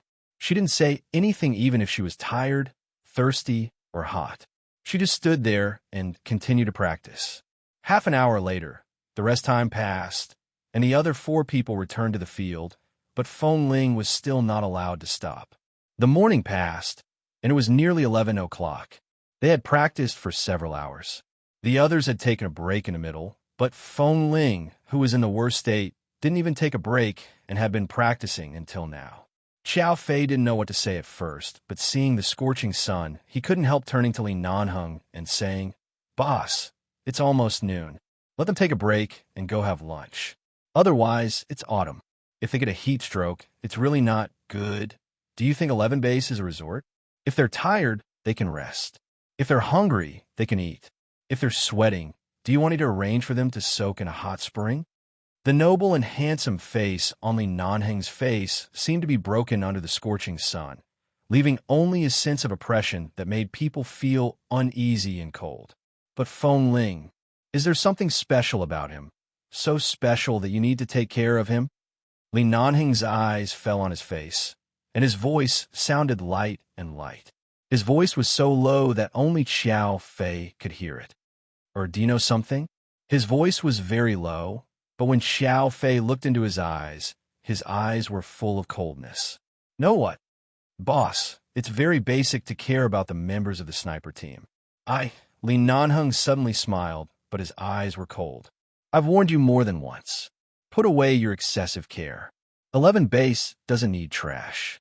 Feng Ling has performed very well in all kinds of tasks, big or small, and his physical fitness is much better than when he first entered the base. How could he be trash? He's even better than many newcomers who entered the base at the same time. I'm sure I'm not the only one who emphasized this matter. When Li Nanheng turned around expressionlessly, Xiao Fei took a step forward and stood in front of him. Also, what do you mean by I know something? Is there something that Feng Ling can't tell others? Or is there something that I don't know that needs Boss to specially remind me? Li Nanheng looked indifferent and pushed his shoulder away. You better not know. With that, he turned and walked out of the training ground. Xiao Fei looked at his back calmly, suppressed his temper, and asked again, Let them go to the canteen to rest before 12 o'clock, okay? The man did not answer. His back was as cold as the snow on the top of the mountain, and his footsteps were already far away. Xiao Fei withdrew his gaze, turned his eyes to Feng Ling, who was still insisting on training, and sighed. What happened? This last couldn't have been discovered by Boss, right? Half an hour later, at 12 o'clock, Xiao Fei let them go to rest first, and then go to the canteen for lunch. When they arrived at the base's canteen, Feng Ling's head was buzzing because she didn't sleep well last night and had a whole morning of intensive training. Xiao Fei saw that she was not in a good state even when she was holding the plate, so he asked her to sit down first and helped her to scoop the rice. Not long after, he placed her plate full of food in front of her. Feng Ling raised her eyes to say thank you, and from the corner of her eyes, she suddenly saw a car quickly driving past outside the canteen. Chapter 852. That car was red, which she had never seen in the base, and it didn't seem to be a car of the base. She just glanced out and didn't have the energy to pay attention to it. She picked up the chopsticks and began to eat. At this time, several members of the base who were eating lunch were whispering, Is Dr. Wen's sister here again? The other brothers didn't say anything. They just smiled at the car that had gone far away. Then, they looked at each other, as if they were gossiping. Feng Ling glanced in their direction. Dr. Wen was the resident doctor in the infirmary of the base. It was Dr. Wen who examined her when she fainted and her leg was injured. He was a very gentle and fair-skinned male doctor in his 30s. People who could work in 11 Base for a long time were not ordinary people. It was said that Dr. Wen's family had some relations with the military in the United States, and he had brothers and sisters, but she seldom went to the infirmary. The base was also full of men, so she didn't know much about other people's families. Feng Ling lowered her head and focused on eating because she had a hunch that such intensive training would not stop in a short time. After eating, she left the cafeteria and didn't feel any changes in the base because of Dr. Wen's sister's visit. She went straight back to the training ground. There wasn't much training time this afternoon, so she could go back to her residence in 2 hours. However, when Feng Ling was about to go back, she received a notice to return to the training ground to continue training. This notice was called by another drill master of the sniper team. Xiao Fei didn't know it, and Li Nanheng didn't come in person. Feng Ling took the phone call and knew that her hunch was right, but she didn't know how she offended Boss Li. When she returned to the training ground, she saw Boss Li standing there. The devil training in the past came to her mind again. This time, Feng Ling was mentally prepared. She stood behind the man. "Boss!" Li Nanheng looked back and glanced at her. Yes, it felt as if she was greeting the Grim Reaper, and the Grim Reaper knew that she was well aware of it. She didn't even need to explain. She only needed to greet her calmly. "Boss, I know I'm not in a good state this morning, and the new movements I learned are not very good." Feng Ling said, "Thank you, boss, for wasting your time to train me alone." Li Nanheng's expression didn't change. He nodded indifferently. He turned around and gave her the middle seat. When he turned around again, the man glanced at the clothes she was still wearing. Understanding his gaze, Feng Ling explained, "I guess that because of my poor performance today, boss would call me out. Anyway, I'll still sweat. There's no need to change my clothes before coming over." On one hand, there was the smell of sweat on her body, so she probably didn't want to get close to her as much as when she was wearing women's clothes yesterday. Boss would probably dislike her and wouldn't get too close to her. On the other hand, she had this premonition, so she was too lazy to change her clothes. This was quite good, at least because of Boss's misophobia. She could maintain an appropriate distance. Regardless of whether he had guessed something or not, it was better to stay as far away from him as possible. As if he understood her purpose at a glance, Li Nanheng stood on the edge of the training ground, his long legs still, his left hand in his trouser pocket, and his deep eyes fell on her cautious and calm face. "First, do balance exercises for an hour, then do 100 push-ups. After that, we'll continue with the other physical events." As Li Nanheng spoke, his black military boots ruthlessly stepped over the white line on the edge of the training ground and retreated to the side of the bench. The sun was blazing in the afternoon. Feng Ling had just experienced a hair-raising disguise in the bar yesterday. She hadn't slept all night and had undergone a whole morning of intensive training. Right now, she wasn't sure if she could maintain her balance for an hour. However, seeing Boss's expression, she still silently followed his instructions. Seeing that the boy didn't say anything and just lay in the middle of the training ground silently as always, Li Nanheng's eyes were slightly cold, and he looked down at the boy who was lying on his stomach and then half propped up with his arms. At this time, Han Jin and Xiao Su passed by the sniper team's training ground. Seeing that there were people inside, they subconsciously looked in this direction. What the hell? What was going on? Why did Boss give Feng Ling intensive training again? Didn't they just fight with terrorists yesterday? Under normal circumstances, after completing a dangerous mission, the members of the base should have at least 2 or 3 days of vacation. Why didn't Feng Ling give them a vacation today? But he was also given intensive training. Li Nanheng suddenly took off the black uniform draped over his back, threw it on the bench, and glanced outside. Xiao Su and Han Jin, who were talking, immediately fell silent. Feng Ling also raised his head and looked in their direction. With a pa sound, the silver lighter in Li Nanheng's hand flashed slightly, and the man lit a cigarette without any change in his expression. "What are you looking at? Go on." His voice was very light, but with an absolute tone of command, and he threw another word to the 2 people outside. Even though it was so far away that they could only see his lips, they could see that Boss Li's indifferent and cold words were, "Get lost." Han Jin and Xiao Su immediately walked away quickly, but from time to time, they looked back at Feng Ling, who was undergoing intensive training. Didn't he sacrifice himself to disguise as a woman to help Boss carry out the mission yesterday? Did something go wrong in the middle? He was fine before, but as soon as he came back, he was targeted by our cold-faced boss. Alas, why do I suddenly feel that Feng Ling is the most miserable person in our base? He is so pitiful, Xiao Su said in a low voice after walking away. Han Jin chuckled. How is he miserable? Every time Feng Ling receives a mission bonus, he doesn't get it himself, does he? He's stopped by boss? And the vacation he should get after the mission is over, boss didn't give him and even forced him to participate in the devil training. This is simply extortion. Yesterday, Feng Ling risked his life. Chapter 853. Xiao Su also knew these things, but he still felt that Boss Li seemed to be a bit too cruel to Feng Ling. Xiao Su didn't know what Feng Ling looked like after putting on the women's clothes yesterday, because Feng Ling drove out after changing her clothes yesterday. Was it because Boss was stimulated by Feng Ling wearing women's clothes? Xiao Su looked back at the training ground that was getting farther and farther away. From a distance, he saw Boss Li throw the cigarette but under his feet and stamp it out. Even if Boss didn't look in this direction, from this angle, he felt that his gaze was a bit breathless. TSK, Feng Ling, why did you suddenly make Boss angry? You were still Boss's little baby not long ago. It was from afternoon to 8 o'clock at night. When it was dinner time, Li Nanheng didn't ask her to stop training. Li Nanheng didn't go to eat, but just stood aside. In the past few hours, more than a dozen cigarette butts had been piled under his feet.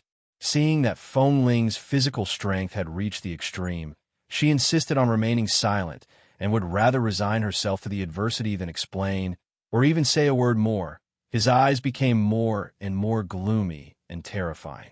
At 9 o'clock, the people in the base had gone back to rest, and only the two of them were here. Li Nanheng's voice made her heart tremble. You sweat so much. Are you tired? Feng Ling's hands were firmly on the ground. This was the second time she had tried to balance her limbs in the past few hours.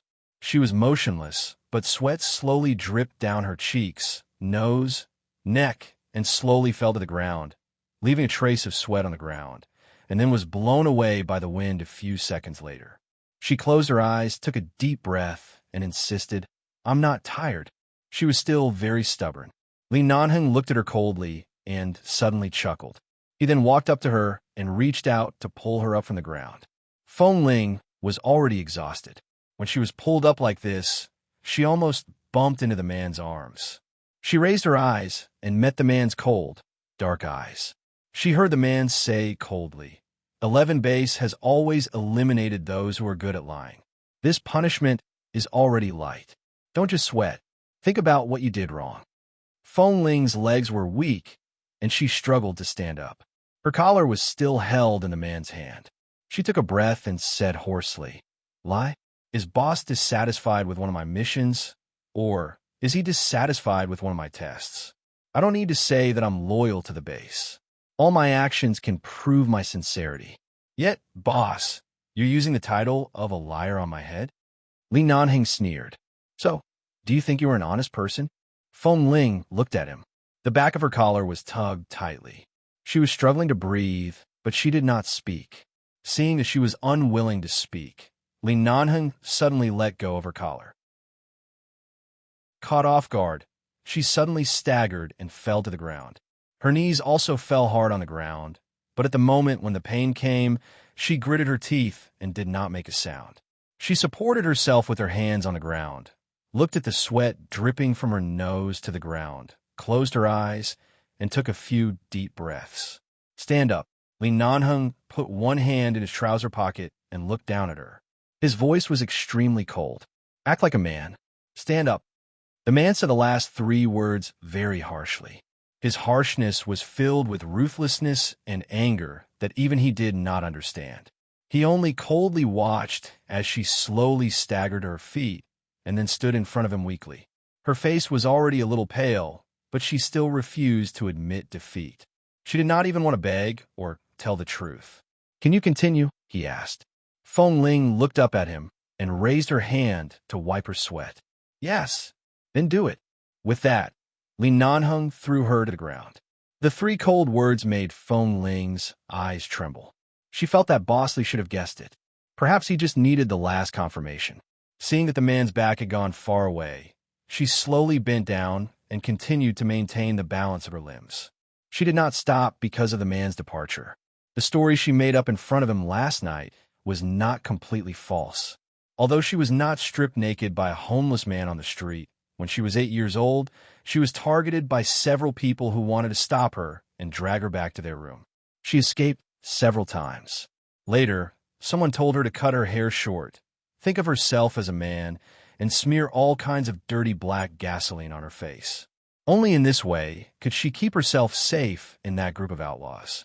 Otherwise, a little girl like her who was brought out of a wolf's den without parents and no one to rely on would be swallowed alive by those perverts at any time. Then she did as she was told. Only by being a man could she have the most basic sense of security. After another 2 hours, 11 Base had fallen into the silence of the night. When Li Nanheng walked back to the training ground, he saw that Feng Ling, who had been persisting in the intensive training, suddenly lay on the ground because of exhaustion. At the moment she lay down, she might want to rest for a while, but after hesitating for a few seconds, she continued to support her arms and insisted on doing it. He walked in. Hearing the footsteps, Feng Ling's face was dripping with sweat. She raised her head and looked at the man not far away. It was as though she was so stubborn that she didn't trust anyone except herself. It was as though she only wanted to stick to herself. It was as though she wouldn't beg for mercy no matter how painful it was. This made Li Nanheng so angry that even his arm, which had just been changed, was faintly aching. He walked over and looked at the boy who insisted on supporting herself with her hands on the ground. "Can you still hold on?" Feng Ling did not hesitate. "Yes." Seeing that her hands and arms on the ground were trembling, Li Nanheng didn't say more, but just stood by and watched how long she could hold on. However, Feng Ling lay down several times, stubbornly continued to support herself, lay down, and support herself again. After repeating this for a long time, her clothes had been soaked with sweat, and the ground under her was also covered with sweat. At 12 o'clock in the evening, Li Nanheng looked at the time and said, "It's 12 o'clock." Feng Ling didn't say anything. He looked at her coldly. "You practice and I'll go to sleep?" Feng Ling said, "Okay." Chapter 854. Li Nanheng left, leaving her to practice alone. But even if he said he was going back to sleep, only he knew if he could fall asleep. The next morning, the sky was already bright. Xiao Fei had just arrived near the training ground when he suddenly heard Tam, Lin Peng, and Kay hurriedly talking about something inside. He vaguely heard Feng Ling's name and abruptly walked in. However, as soon as they entered, they saw Feng Ling lying on the ground, soaked. She was not conscious and was helped up by Kay and the others. She leaned her head on Kay's shoulder and only opened her eyes after Kay called her a few times. Seeing this scene, Xiao Fei's heart skipped a beat. He quickly walked over, pushed Tam and Lin Peng away, and leaned over to support Feng Ling. He raised his hand and pressed hard on the spot under her nose for a while until Feng Ling frowned and opened her eyes a little. He raised his hand and patted her face. "Feng Ling, can you hear me? How are you?" "I'm fine." Her voice was hoarse, but she forced herself to push them away. However, Xiao Fei pressed down hard on her shoulder. "Go to the infirmary?" "No need." "Why don't you go to the infirmary? Do you think you are made of iron?" Kay was also anxious. "Hurry up. Let's send you there first." Feng Ling was about to shake her head when suddenly a familiar gaze came over. She looked up and saw Boss Li standing at the door of the training ground. Xiao Fei held Feng Ling and subconsciously turned his eyes. At this moment, Kay and the others felt that their boss was almost frozen to death, especially after Feng Ling was held by Xiao Fei. Seeing the culprit who made Feng Ling like this, Xiao Fei didn't care that he was the boss and was about to carry Feng Ling up with a cold face. Kay and the others took a step back in confusion. They didn't know what was going on, but they felt that Boss Li's eyes were completely cold. "Deputy Drillmaster Xiao, I can walk by myself."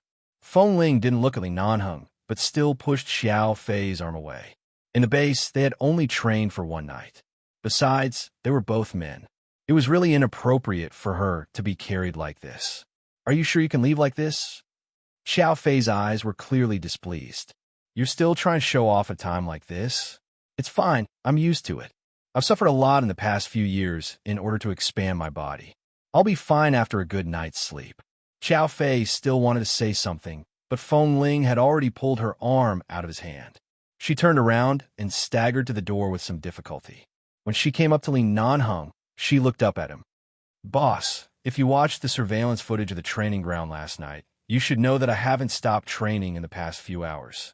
I haven't been slacking off. I've passed the physical test again. Li Nanheng stood there, his fingers paused hard. He wanted to take a deep breath, but found that there were too many people here. He couldn't even take a deep breath, so he just said stiffly, Since you're so good, it's almost time for morning training. Why don't you do morning training with the sniper team? Boss. Kay was startled to hear that. Boss, if you keep training like this, she will die.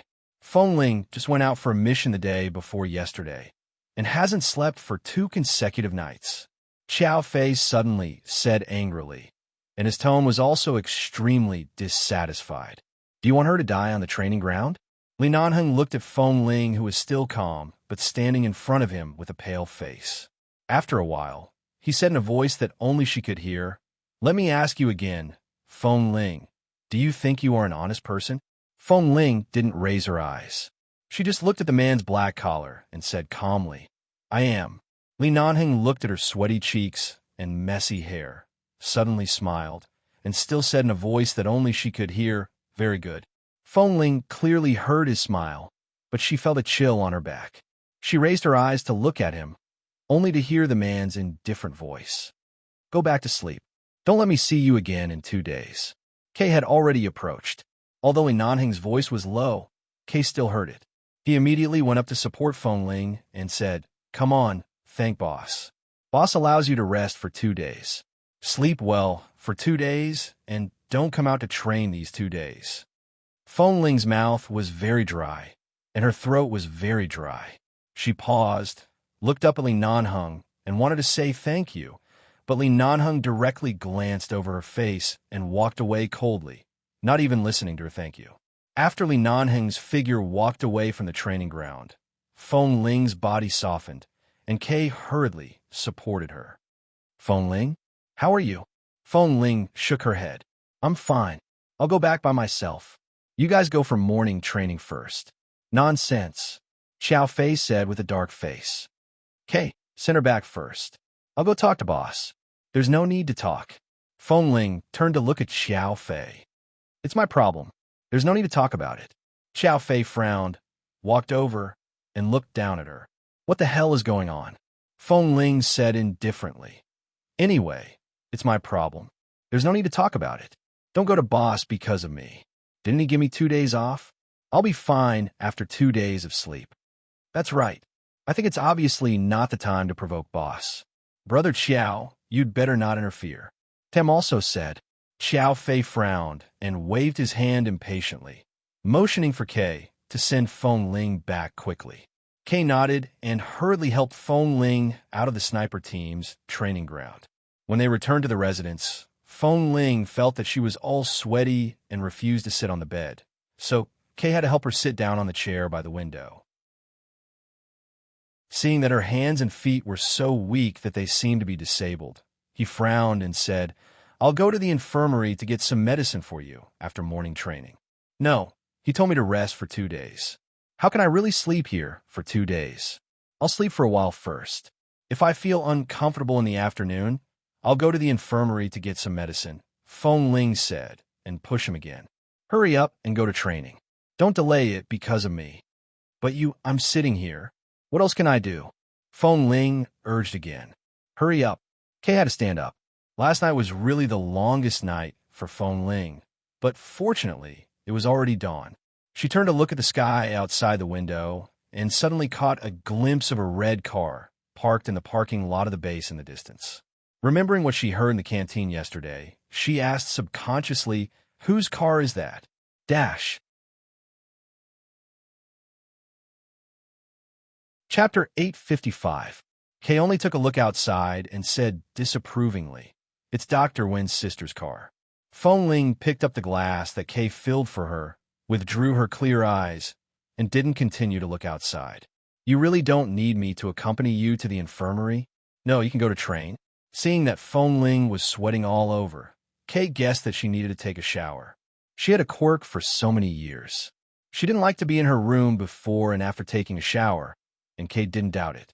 Anyway, there were many people with quirks in this world. Okay, call me if you need anything. I'll ask Brother Qiao to allow me to take my phone with me during training today. Okay. The door was opened and closed, and Kay had gone far outside the door. When there was no one in the room, Feng Ling finally let out a long and slow breath, revealing her fatigue and discomfort. She tried to stand up with some difficulty, but frowned because of her sore back, especially the pain and numbness in her arms. Finally, she stood up, drank a few mouthfuls of water, and walked slowly and heavily into the bathroom. Every day in the base, she trained and sweated repeatedly, so taking a shower was as essential as eating 3 meals a day. But this time, Feng Ling took a long shower. Usually, she stood in the bathroom to take a shower, but now she really had no strength. She took a stool, put it in the bathroom, sat there to take a shower, and didn't want to go out after taking a shower, letting the moderately warm water pour on her head and body. She didn't know how long she took a shower. Maybe after feeling a little dizzy, she got up and walked out. She didn't eat anything last night or in the morning. After taking such a long hot shower, she didn't faint in it. Her physical strength and physique were excellent enough. After drying her body, she picked up the white breast wrapping cloth with some difficulty and wrapped it around her body. She looked at herself in the mirror, from the round cleavage in front of her chest to her flat appearance cruelly wrapped by the breast wrapping cloth. Her fingers hesitated for a long time before finally stuffing the last piece of the breast wrapping cloth into the secret button. Then, she picked up the loose t-shirt she usually wore and put it on. After sweating for a day and a night, he took a shower and felt as if he had been reborn from death. He felt clean and refreshed.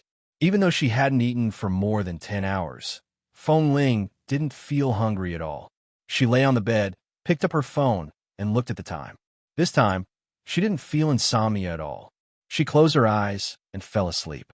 She slept until 3 o'clock in the afternoon when she was woken up by the sound of her phone vibrating. She turned over, picked up the phone beside her pillow, and put it to her ear. In a hoarse and sleepy voice, she said, "Hello. Feng Ling, how is it? Have you eaten? Have you been to the infirmary?" It took her a long time to realize that the person on the phone was talking to her. She opened her eyes and glanced at the caller ID on the phone. Then she put the phone to her ear and said in a hoarse voice, "Deputy Drill Master Qiao, I'm fine. What time is it now? I should have slept for a long time. I feel much better now. It's past 3 in the afternoon. Oh, then I've been sleeping since this morning." After hearing the time, Feng Ling sat up on the bed, raised her hand to rub her slightly messy short hair, and turned to look at the evening sky outside. Has today's training ended? Is there still sniper rifle training for me to go over? Wait for me. I'll be right there.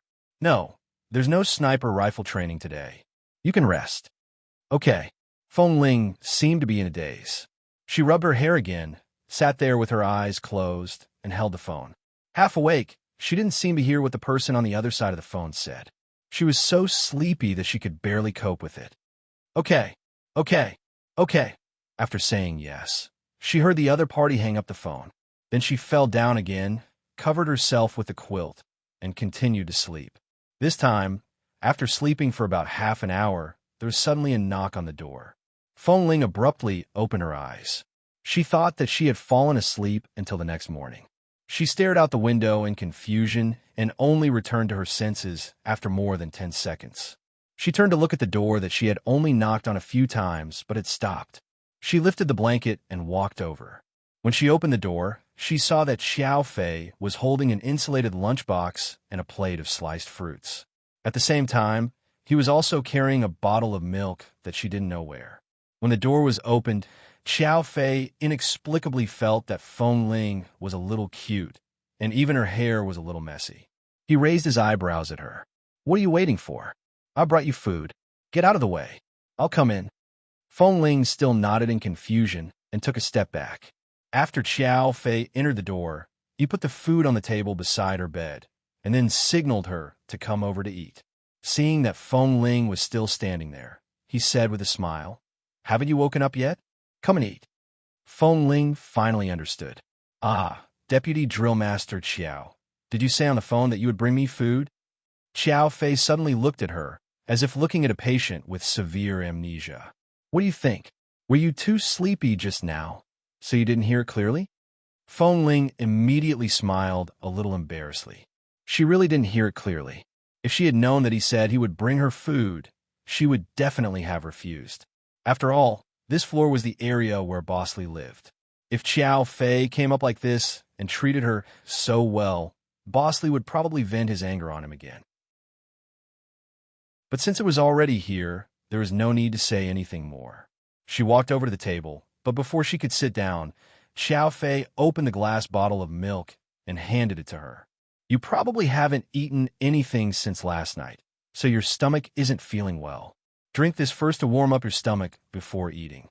"Okay, thank you, Deputy Drill Master Qiao." Feng Ling took it, nodded to him, and sat down on the other side of the table. Qiao Fei glanced at her again.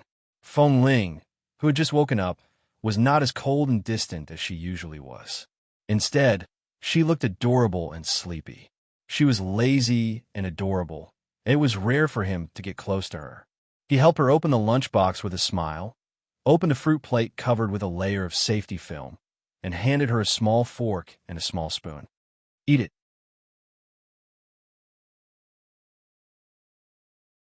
Chapter 856. Seeing Feng Ling being so obedient, Qiao Fei really wanted to pick up the chopsticks and feed her. But it wasn't that he didn't know what Feng Ling's personality was like. He guessed that this dazed look would only last for a moment. He looked at her with a smile. "Eat first. You'll have the strength to talk when you're full." Feng Ling took a look at him again, asked while stuffing food into her mouth, "What do you want to talk about?" Qiao Fei glanced at the door that had closed automatically and then looked at her. "What's the matter between you and Bosley? According to what he said yesterday, does he know your secret?" Feng Ling paused with the small fork in her hand. "I'm not sure." "What do you mean you're not sure? If he knows, he knows. If he doesn't know, he doesn't know. When I found out, the evidence was conclusive. How could I not know?" Feng Ling didn't explain, but lowered her head and continued to eat. Seeing that she didn't want to talk about it, she had always been this kind of person. She would never tell others too much about herself, but she had an inexplicable attraction. Regardless of whether it was a man or a woman, they would always want to get closer to her for some reason. Qiao Fei simply sat next to her, raised his hand, and held Feng Ling's wrist. When Feng Ling subconsciously tried to pull her hand out, he held her tightly. "Don't move." "What?" Feng Ling had been awake for a long time. Although she was not as cold and sharp as usual, she still instinctively wanted to pull her hand out when it was suddenly held like this. "You've always regarded yourself as a man since you were a child, and you never had the concept of men and women in your mind, right?" Qiao Fei held her hand, looked in her eyes, and asked seriously. Feng Ling looked at him for a while, neither nodding nor shaking her head. It wasn't that she didn't have the concept of men and women, but she never felt that there was any need to make a clear distinction between a man and a woman. "So even if I like you, you can't feel it?" Feng Ling looked surprised, but the next moment, she suddenly withdrew her hand. Qiao Fei's gaze faltered as he looked at the emptiness in his palm. He then looked at her again. Feng Ling put down the fork in her hand. Deputy Drill Master Qiao K and the other three often call him Brother Qiao. Among the 5 of them, only you call him Deputy Drill Master all day long. Qiao Fei looked at her. "I know that you can't accept it for the time being, and I don't have any other intentions. I just want to tell you that you don't have to avoid my kindness to you too much. This is just a man's simple love and admiration for a girl. I don't have any ulterior motives. I just like you and want to take care of you." Feng Ling raised her hand and casually tugged at her hair. "I've been used to being alone since I was a child. I don't need anyone to take care of me." "Thank you, Deputy Drill Master Qiao, for your kindness, but it's not that I can't accept it, but the things between men and women have never been in the scope of my consideration, nor in the scope of my endogenous plan. Xiao Fei immediately laughed and raised his eyebrows at her. Do you think you will stay in 11 base for the rest of your life? Sooner or later, you will go out and get married, won't you? Just like now, I am still in 11 base because I was too weak when I was a child. My parents hoped that I could be stronger and stronger, so they sent me here to train, but after a few years, I will still have to go back home. Whether it is to inherit the family business or to get married and have children, men and women have to do their own thing step by step. It's not a matter of whether you think about it or not. For example, I have never considered what kind of woman I will fall in love with, but suddenly I fall in love with you. Who can predict this? Feng Ling didn't know what to say. She just took another sip of milk, thought for a while, and said, "Is there any training program that I must participate in tomorrow? If not, I will rest for another day. If there is, I will go there earlier. Don't delay everyone's training. I'm talking to you about serious things. Don't change the subject with me." Xiao Fei frowned and looked at her seriously. "I'm also talking about serious things." Feng Ling put down the glass. In this 11 base, shouldn't training, tasks, rules be the most serious things? Xiao Fei stared at her face for a while and suddenly smiled. Are you reminding me that I have violated the rules and regulations of the base? Feng Ling smiled lightly. There is indeed a rule in the rules and regulations of the base that no one is allowed to fall in love before leaving the base.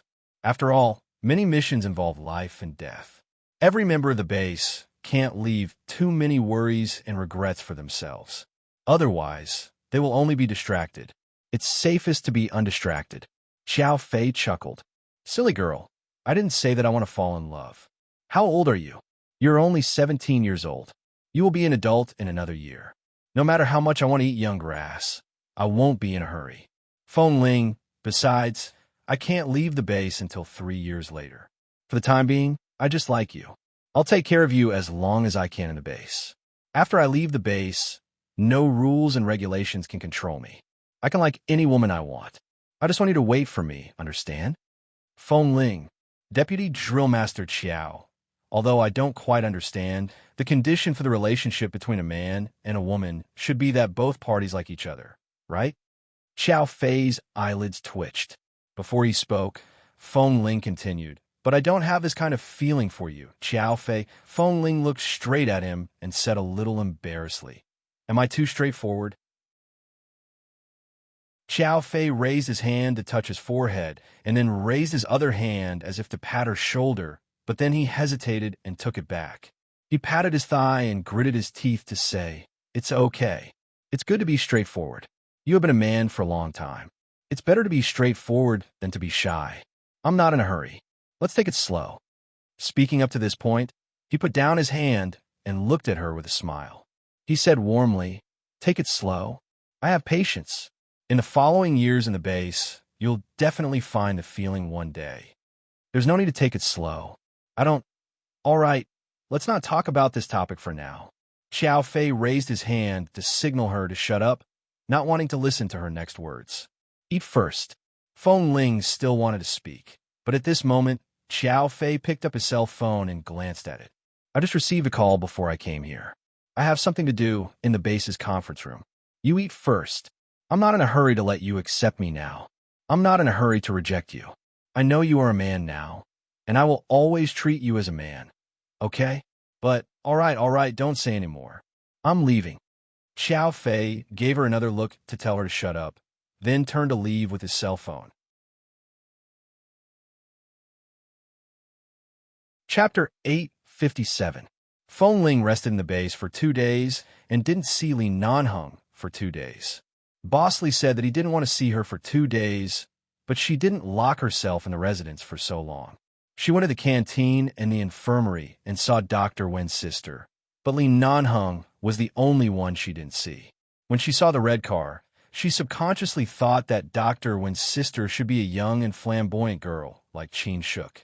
It turned out that she was a 24-year-old woman with fair skin, quiet, very smart, and calm, who had graduated from a medical university in France. It was said that she had been working in the largest hospital in Los Angeles.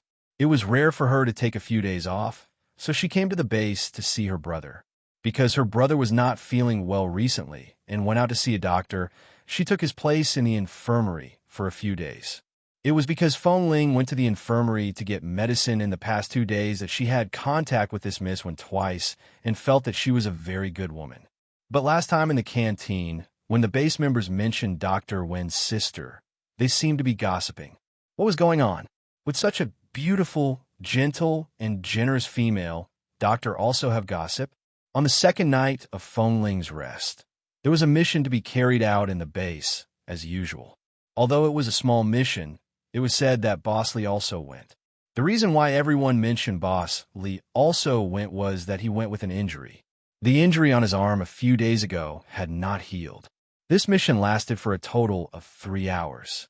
Several terrorists who made trouble in Los Angeles were subdued by the members of 11 Base, and 2 were killed on the spot. It was said that the person who fired the shots was Li Nanheng. Feng Ling heard this from Kay. After all, she hadn't seen Boss for 2 days, and even the light in the next room hadn't been turned on in these 2 days. The group of people took the helicopter of 11 Base and rushed back to the base. Feng Ling looked at the helicopter over the base from the balcony. When the helicopter landed, she held the railing of the balcony and had an inexplicable impulse in her heart. Boss Lee's arm was injured because of her, but from the moment he was injured to now, she had never cared about him. Now he went out with an injury. Even if it was only a skin wound, it was still a flesh wound. Any random movement would pull the wound, and it would definitely not heal well. As soon as Li Nanheng left the cabin, he rushed back to his residence to change. The moment he walked downstairs, he suddenly raised his head and looked at Feng Ling on the balcony for a moment. She was wearing the short-sleeved t-shirt that she usually only wore when she was sleeping. Her hair was clean, and she looked very obedient. It could be seen that she had rested well for the past 2 days. Her complexion was very good, and her condition was very good. However, her eyes were a little blank, and no one knew what she was thinking. He looked at her for a moment and didn't say anything. He gave up on the idea of returning to his residence and turned to leave. Seeing that he had left, Feng Ling abruptly returned to her senses. She quickly turned and ran out. She ran down the stairs and hurriedly ran behind him. Because she ran too fast, her breathing was slightly hurried. After a few seconds, she returned to normal. She straightened her body and looked at the tall man in front of her. His eyes were cold. "Boss." Li Nanheng looked at her and asked hoarsely, "Who allowed you to run out of the base dressed like this?" It was a reprimanding tone. It was indifferent. It was as if he hadn't experienced any life or death crisis in the 3 hours of the emergency support mission outside. However, his dark eyes showed that he was not in a good mood. Feng Ling tugged at the hem of her white t-shirt. "Boss, I just want to see the wound on your arm. If it hasn't healed, it has nothing to do with you. Go back." At this time, Feng Ling's eyes had already turned to his arm. Although he was wearing a combat uniform, she vaguely felt that his arm posture was not very relaxed. It should still be in pain, or the wound that had not healed while it split open again. She was about to speak when Han Jin came over and asked, "Boss, are you all right? I heard from Fat Eye that it was very dangerous outside just now. Those people kidnapped a lot of people there. When you rushed in to save them, you were more or less injured." Li Nanheng answered mildly, "I'm fine." Han Jin looked at him again. "You're not injured?" His arm movements are not flexible. He used too much force when he was rescuing the hostages. I think his wrist ligaments are strained. I'll go to the infirmary later. It's nothing serious. Ligament strain is not a trivial matter. Hurry up and go have a look. Don't leave any problems. The conversation ended. Li Nanheng left without saying another word to Feng Ling. Han Jin also took a look at Feng Ling and reminded her, "Isn't there a system in the base? You're not allowed to dress too casually outside of your residence. Why did you come out wearing this?" "I'll go back and change right away." Was the injury on Boss's arm very serious? Was that why his arm was stiff? "Shall I follow you to the infirmary?" Feng Ling asked. "No, Boss can go there by himself. Miss Wen is more careful than Dr. Wen. She is more reliable in changing the dressing for Boss. You don't have to worry at all." Everything seemed to have returned to peace. Feng Ling looked at the direction in which Li Nanheng and Han Jin left. After watching for a while, She thought about it and felt that it was necessary for her to go over and take a look. After all, these injuries were caused by her. He returned to his residence and put on his jacket and pants. After he was dressed neatly, he rushed to the infirmary. The infirmary. Li Nanheng sat in a chair and put his arm on the table. The woman in a white dress put on a white coat and bent down to carefully examine his wrist and arm. After a while, the woman concluded, "Wrist ligament strain. I'll apply medicine to you first. You can't use too much force in half a month. You have to rest well, or will easily leave sequelae, which will be very bad for you to hold a gun in the future. Remember my words in half a month. Don't use too much force." Li Nanheng frowned. Half a month is impossible. The woman glared at him. If you want your hand to be crippled and can't even hold a gun in the future, you can do whatever you want. Can't I do it in a week? How can I bargain with you? The woman looked incredulous. Don't you know how badly the wound on your arm was at that time? You hid it from others, and the bullet directly grazed your flesh. If it was a little deeper, you would have seen the bone. You shouldn't have gone on the mission today.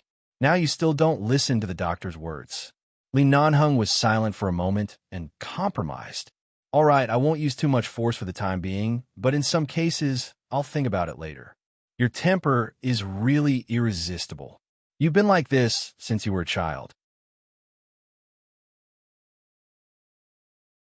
Chapter 858. He remembered this woman's voice. She was Dr. Wen's sister. Don't move. I'm applying medicine for you. The voice inside continued. Do you have to be so meticulous? Nonsense. First, you're injured like this, and then your ligaments are strained. If you don't pay attention, your arm will be useless. Li Nanheng looked at the woman who was carefully applying medicine for him, sat there expressionlessly, and let her apply medicine. He looked indifferent and didn't say anything more. Forget it. You must control the strength of this arm in the short term. If you sprain or strain it again, you must come to me as soon as possible. Li Nanheng snorted. I know. I'm not a child. You don't have to remind me like this. You were easier to talk to when you were a child. The older you get, the more difficult it is to talk to you.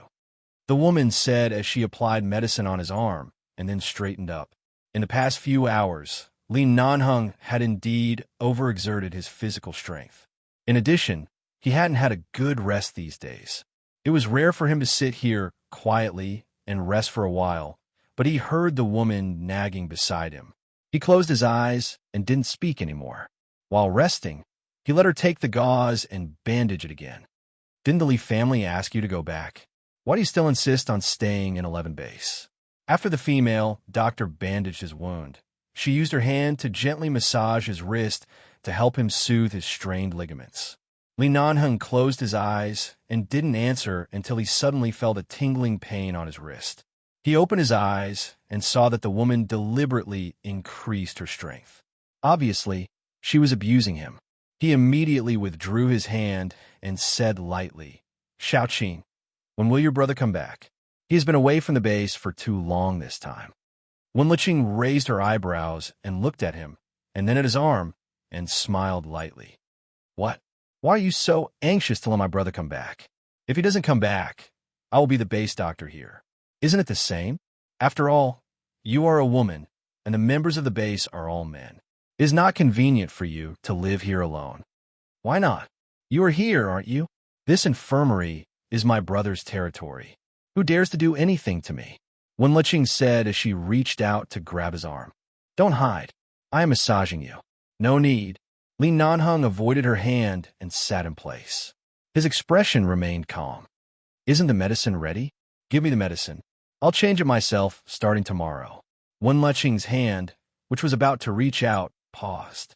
She looked at him, withdrew her hand, and stood by the table. You don't have to be so polite to me. Wenlicheng and Li Nanheng were the same age. Although the one family was not as powerful as the Li family, they had known each other since they were very young and had known each other for many years. Plus Dr. Wen's relationship with Li Nanheng in the base. Wenlicheng often had dealings with Li Nanheng because of her brother, whether she was still a student or had graduated. On the surface, Wenlicheng called him by his name or Mr. Li, but in private, she called him Nanheng. Later, she called him Little Li Li and Little Hung Hung. Although Li Nanheng never talked to her, she was still used to calling him like this. Anyway, he would not be angry with her. As time went by, the members of the base heard rumors that there should be something between Boss Li and Dr. Wen's sister. Even if Boss Li was indifferent every day, Dr. Wen's sister obviously had feelings for Boss Li. Otherwise, why would she come here so often? Besides, she had now graduated from the medical school and was definitely an unreachable doctor in the largest hospital in Los Angeles. However, she liked to come to 11 Base when she was on vacation and would rather be a base doctor who bandaged some wounds every day. Fortunately, there was a rule in the base that the family members of the base were allowed to visit each year. Otherwise, Miss Wen might really plan to live here. Feng Ling stood outside the door for a while. The door of the infirmary was not closed very tightly. When she turned her head to approach, she could see the two people inside through the gap in the door. She saw Miss Wen forcibly pull up Li Nanheng's arm and massage his wrist with her hand. The doctor in the white dress was clean and beautiful. She had light makeup on her face and a thin layer of lipstick. As she massaged Li Nanheng's face, she said, "You should learn from my brother. He graduated from a medical university like me, but in order to enjoy life, he doesn't like to see so many people in the hospital and would rather stay in this 11 base. In fact, I think the salary here is higher than in the hospital, and it's so relaxing every day. How nice it is. In fact, I don't think it's necessary to force yourself so hard in life. If you like to live a comfortable life, you can live slowly and comfortably. As long as you are happy and relaxed, you don't have to make yourself like a tight spring. How tiring is that? And I heard from my brother that most of the other members of the base come here to see him because of the high intensity of training, muscle strain, or heat stroke. Only you, who seems to be fine, are the first to rush forward in any dangerous mission. You're injured here and there, and when your injury is healed, you continue to be injured. Do you really not see yourself as a human being? Do you think you are made of iron?" It was very late now. When Li Nanheng came back from a mission, it was already midnight, and now it was past midnight. Late at night, the base was silent. The young base general and the young female doctor shared the same room. No matter how you looked at it, they seemed to be a good match. Feng Ling changed her clothes in a hurry, and her short hair was a bit messy and stuck to her forehead and ears. She was neither a man nor a woman, and compared to the beautiful female doctor inside, it was like the difference between clouds and mud. Xiao Su said that Boss Li liked her. In this way, how could he like her? Perhaps it was just gossip in private. Nowadays, men would always be misunderstood because of some ambiguous situations between men. Xiao Su must have misunderstood. Feng Ling stood outside the door and saw the man who was usually as cold as ice sitting on the chair by the table, tiredly with his eyes closed. From his expression, she could see that he was a bit relaxed. He was completely relieved to leave himself to this beautiful doctor, letting her hand apply medicine oil on his wrist from time to time and keep massaging it, and so on. From the tone of this Miss Wen, they should be very familiar with each other, and this very familiar relationship had been maintained for many years. Chapter 859. When Luqing seemed to hear something, suddenly turned her eyes, and saw the figure standing outside the door. She looked up and asked in surprise, "You are—" The next second, he noticed the black uniform on the man's back and couldn't help but laugh. "Since you remember the base, just come in and talk. You don't have to be afraid to come in because your boss is here. He is just a patient here, and I treat him equally." After speaking, when Luqing glanced at Feng Ling, "Ah, who are you? Feng Ling, right? I remember you." How could Wen Luqing not remember the thinnest and smallest person in the base who was as beautiful as a woman?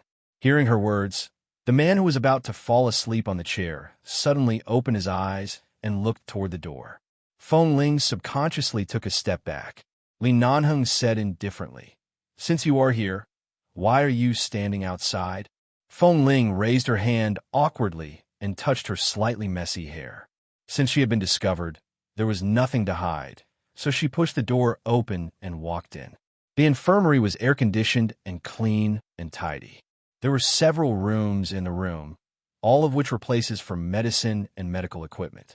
Wen Liqing continued to massage Li Nanheng's wrist and said to Feng Ling with a smile, "Take a seat first. I'll take a look at little Li's wrist after I treat it. What's wrong with you today? Are you still sore and uncomfortable like 2 days ago?" Little Li, hearing this address and this tone, Feng Ling, who had just walked to their side, paused. She looked at Wen Liqing and nodded. "Miss Wen, I'm fine. I just came to see boss's injury." Her eyes moved to Li Nanheng. Li Nanheng glanced at her coldly. "Why didn't you go back to rest, but came to the infirmary? Are you very free?" She stood in place, hesitated for a moment, and said, "I heard that you were seriously injured last time, and just now I heard that your wrist ligament was strained, so I came to have a look." Li Nanheng's expression was indifferent. "Now you see it." Feng Ling looked at the area on his wrist that had just been wrapped with gauze. There was still some blood seeping out of the white gauze. It could be seen that it had not healed previously and had split open again during the mission today. There was a lot of blood, and it was still oozing out. She should have known it when Li Nanheng had shielded her from the bullets in the bar, but it had been urgent at that time, and she had been in a hurry to return to the base to change clothes. She hadn't had the chance to see what had happened after that. She hadn't expected it to be so serious. However, he didn't say anything. Even when Miss Wen criticized him for his injuries, he didn't explain anything. It was obvious that he didn't take this matter seriously. "If you're done, you can go." Li Nanheng withdrew his gaze and said in a cold tone. Wen Liqing knew what kind of temper Li Nanheng had. Sometimes it was not too much to call him an iceberg, but no matter how he treated the members of the base, he didn't seem to be so cold and distant. She turned to look at Feng Ling, who was standing there not knowing whether to stay or leave. She suddenly let go of Li Nanheng's hand and went over to hold Feng Ling's hand. "Come here. Let me check your hand first." "No, Miss Wen, I'm much better. I just felt weak 2 days ago and was urged by the brothers in the team to come and have a look. Otherwise, I wouldn't have come to disturb you 2 days ago." Feng Ling was about to push her hand away, but Wen Liqing secretly winked at Feng Ling, meaning that Li Nanheng needed to be quiet now and Feng Ling should cooperate with him, lest she annoyed their boss again. Feng Ling paused, and Wen Liqing took the opportunity to pull her to sit down at the table. Li Nanheng closed his eyes again and lay back in the chair. Wen Liqing touched Feng Ling's hand and said with a strange look, "It's really strange. You are a man, but your hand is wider than mine and a little smaller than mine." As she spoke, she turned Feng Ling's hand over as if studying a strange treasure. Seeing the thin calluses on Feng Ling's palm, she said with a distressed look, "Such a beautiful hand, but there are some thin calluses on your palm. Fortunately, they're not too thick. If you take good care of them for a long time, they will disappear soon." With that, Wen Liqing took out a hand cream from the drawer beside her desk. "Take it back and apply it for a few days. Let's see if the thin calluses on your palms will slowly soften. Such beautiful hands. I feel uncomfortable looking at the slightest blemish." Feng Ling put the hand cream back on the table and said seriously, "Thank you, Miss Wen, but I don't need these. Besides, I am a man. It doesn't matter if my hand is beautiful or not." "You're right." Wen Liqing smiled. "But you're a man, but you're so good-looking. I'm really curious about how beautiful your parents are. I've never seen a boy more beautiful than a girl like you, and I've never seen anyone more beautiful than you on TV." It was not the first time that she was praised by a woman. Last time, it was Qin Shuk, and this time, it was Wen Liqing. Feng Ling smiled faintly. In fact, she had nothing to say, but in the eyes of others, she seemed to be shy. Seeing that Feng Ling was so shy, Wen Liqing didn't say anything more. She just smiled, took her hand to check it for her, and then picked up the stethoscope. As soon as Feng Ling saw the stethoscope, she stood up. "I really don't need to check it. Since Boss Li's arm is fine, I'll go back first. It's getting late. Good night." With that, she was about to leave. Wen Liqing looked at her in surprise. "Feng Ling, what's wrong with you? Last time when you came to the infirmary for a checkup, I wanted to use the stethoscope, but you avoided me and refused to be touched. Now you're avoiding me again." "Although I'm a woman, I am a doctor. I just lifted your clothes and pressed it against your body to listen to your stethoscope. Why did you?" Feng Ling. Feng Ling has a strange habit. He doesn't like to be touched. Don't worry about him. As long as he doesn't die soon, just let him be. Li Nanhing's voice came from the other side. The man was still leaning against the back of the chair, with his back to them. The air around him was cold, and his voice was cold. Chapter 860. Her words made Feng Ling even more silent. She looked up at Wen Liqing. Dr. Wen's sister could really be described as generous, elegant, kind, and beautiful. But what she didn't understand was when she and Bosley needed another person to explain for her, or even to ease the deadlock between her and Bosley. She didn't like the current deadlock, but she really didn't know how to break it. The light in the infirmary poured down from above and shone on Wen Liqing's spotless white dress. The two of them, one in black and the other in white, were completely different. Wen Liqing was wearing a fitted dress and an angelic doctor's white coat.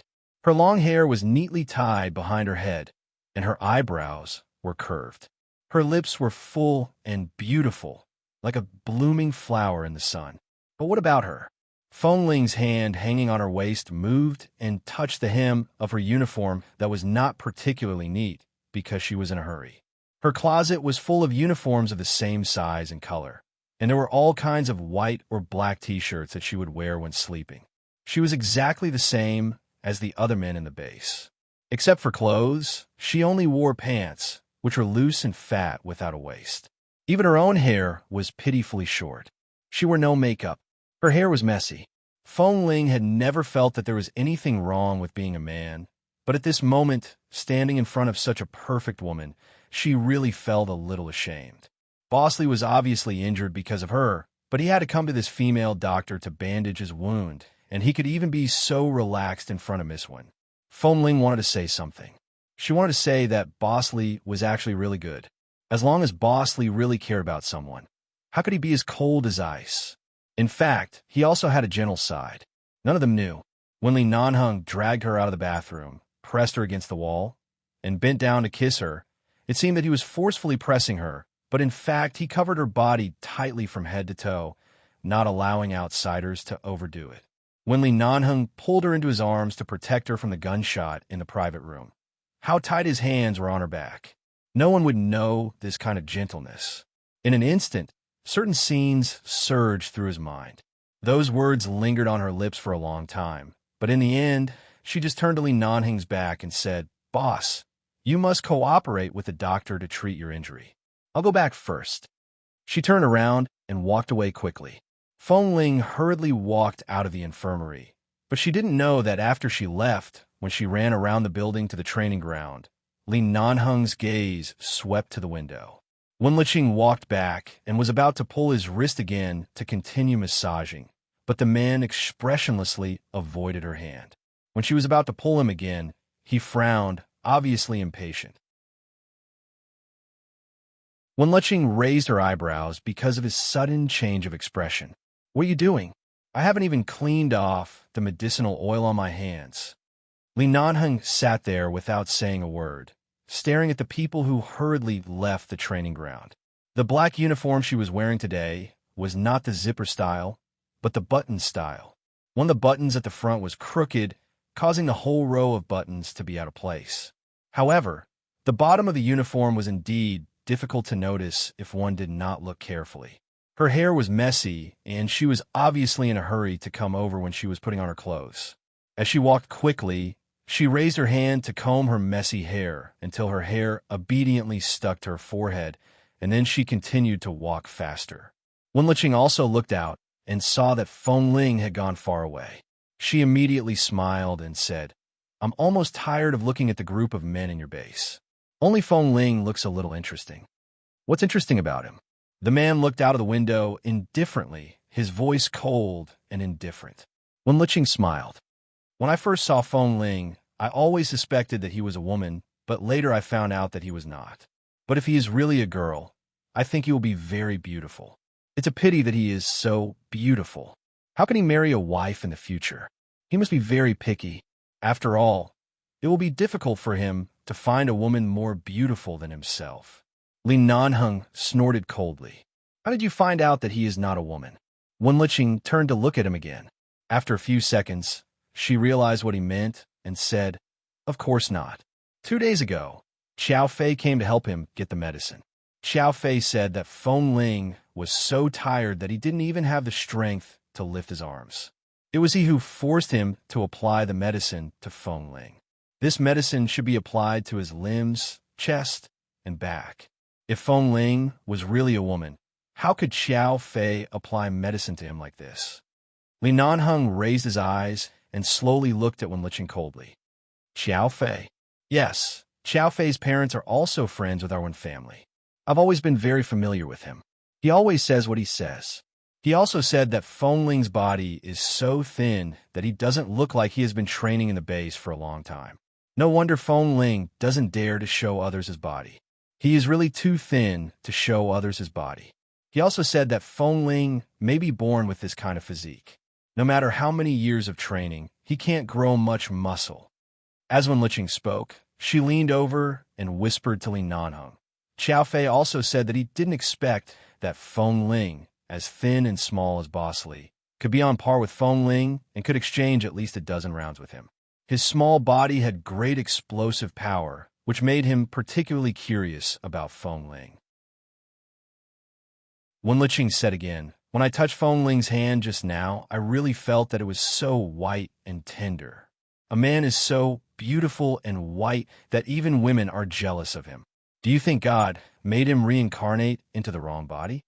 Wenlicheng originally wanted to say something, but saw that Li Nanheng's eyes were looking out of the window and did not move for a long time.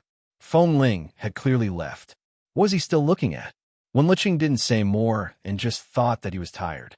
She forcibly pulled his hand over and rubbed it. Then she picked up a small bottle of medicinal oil and poured it on his wrist, rubbing it back and forth. Li Nanheng looked out of the window at the dark night with a serious expression. In the dark of the night, he could not see that figure on the training ground. Was there something wrong with his senses? Or was that pair of silicone gel really so real?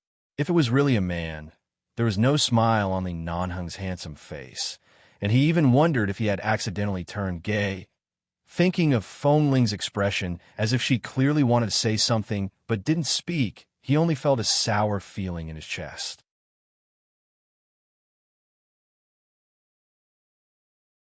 Chapter 861.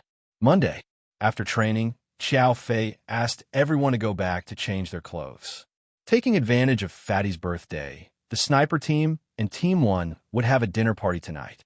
She didn't expect that Fatty, who had always liked to go against Feng Ling and Team 1, would take the opportunity of his birthday to give them a rare holiday. They could enjoy a good day of eating to their heart's content. The members of both teams were overjoyed. They came down from the horizontal bars and quickly ran back to their residences. All of them tidied themselves up. The reason was that Dr. Wen's sister would be going to the dinner party today.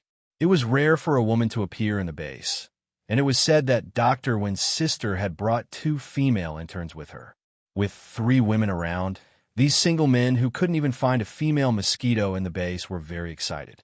After changing clothes, Tam asked, "Hey, by the way, isn't Boss Lee's arm injured? Is he still going?" Xiao Fei said, "I just called and asked. He said he won't go and told us to go and have fun by ourselves." Kate immediately cheered heartily by the side. After cheering, he didn't forget to put on an act. "Boss won't go? How can that be? Without him, we will have no backbone." "Tam, that's right. I can't even drink happily." Lin Cheng, "Without Boss Lee's cold eyes, I may not be able to control myself. Late Peng. If Boss is not here, my body is very itchy. There is no one to manage me." Xiao Fei sneered and patted their heads. "Stop pretending. Are you unhappy that no one cares about you? That's right. At least there are 3 girls today. Although Miss Wen has an affair with our boss, there are still 2 other interns who haven't graduated yet. Right? I heard that female students studying medicine are very hot-tempered. I happen to like this type of girl. If Boss is here, it's not convenient for me to pick up girls. If he glares at me, I will immediately be afraid." Lin Cheng chuckled. "That's right. Without Boss, there is no one to control us. We are not afraid of being scolded. Without Boss Lee, no one told them to drink less. No one reminded them what if they had a mission at night. There is also no one who said that alcohol was the most taboo during physical training and strictly told everyone to drink at most 3 bottles. Boss wasn't here tonight, which meant that he could drink wine, eat meat, and flirt with women if he wanted. Feng Ling hesitated for a moment and secretly said to Qiao Fei, "Deputy Drill Master Qiao, I won't go tonight." Qiao Fei took a look at her, and Kay immediately put his arm around Feng Ling's shoulder to say, "Why don't you go? Are you going to stay in the base to accompany Boss?" Kay was just joking, but Qiao Fei looked at Feng Ling. Feng Ling said indifferently, "I'm not used to this kind of lively occasion. Last time, when we welcomed Boss back, I was already tortured by you guys. If you come up with any tricks this time, I definitely won't cooperate. Wouldn't it ruin our family's mood? Besides, I don't drink much, so I might as well stay in the base and sleep for 3 more hours. Come on, if you want to accompany Boss, just say so. Anyway, Boss said that he won't go tonight, so he definitely won't go." Kay put his arm around her shoulder. Feng Ling did not explain further and only responded with an "in." "Qiao Fei, you really won't go?" "No." With that, Feng Ling turned to Kay, who was holding her. "By the way, I have something to ask you." "What is it?" "You just said that Miss One and Boss Lee have an affair." Kay immediately looked at her with an expression of, "It's not easy." "Feng Ling, you finally understand?" "What? Are you jealous?" Feng Ling rolled her eyes at him. "Don't make wild guesses. I haven't paid much attention to Dr. One and his sister in the past few years, so I'm not very clear about their situation in the base.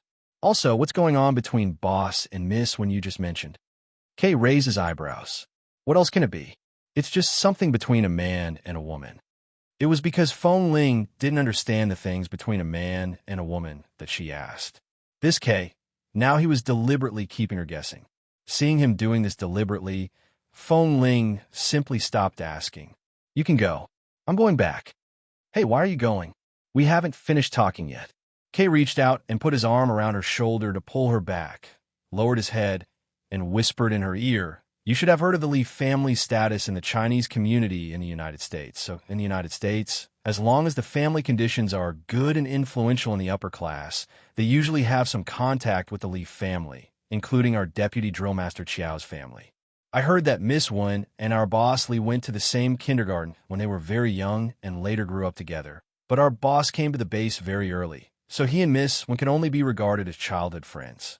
They should have kept in touch occasionally over the years, and Miss Wen often comes to the base because of her brother, so she is very familiar with our boss." Kid took a look at Feng Ling, who was calm and emotionless. "But something happened the year before you came to the base. At that time, I had just come to the base. The secret entrance behind 11 base was bombed by terrorists. Miss Wen happened to be in the base at that time and was injured by the explosion. She was in a coma for several days, and Boss stayed by her side for a few days until Miss Wen woke up. So the brothers in the base all think that there should be a deep relationship between Boss and Miss Wen, but in fact, we didn't see anything between Boss and Miss Wen with our own eyes. Boss is usually very cold to others, but he stayed by Miss Wen's side for several days, so it should be similar to what we guessed. But it has been almost 4 years. Time really flies. Not to mention me. Even you have been in the base for more than 3 years." Kay smiled and held her. "You will be 18 in 10 months, right? At that time, our brothers in the base would do a good job for you. No, there are many people in their teens and 20s in this base who would have a big birthday party. There's no need to be so high profile. I'll go back first." "Nonsense. Look at Fatai." When he heard that Dr. Wen was going to bring 2 interns over, he was so excited that he directly held a big birthday party on his birthday. Even that damn fatty can do it. How can our Feng Ling be worse than him? When the time comes, you don't have to pay for it. Brothers will do it for you. Feng Ling rolled her eyes at him. "All right, you. Hurry up and go pick up your girls. You speak as if without Fatty's treat. You will have a chance to meet the interns brought by Miss Wen."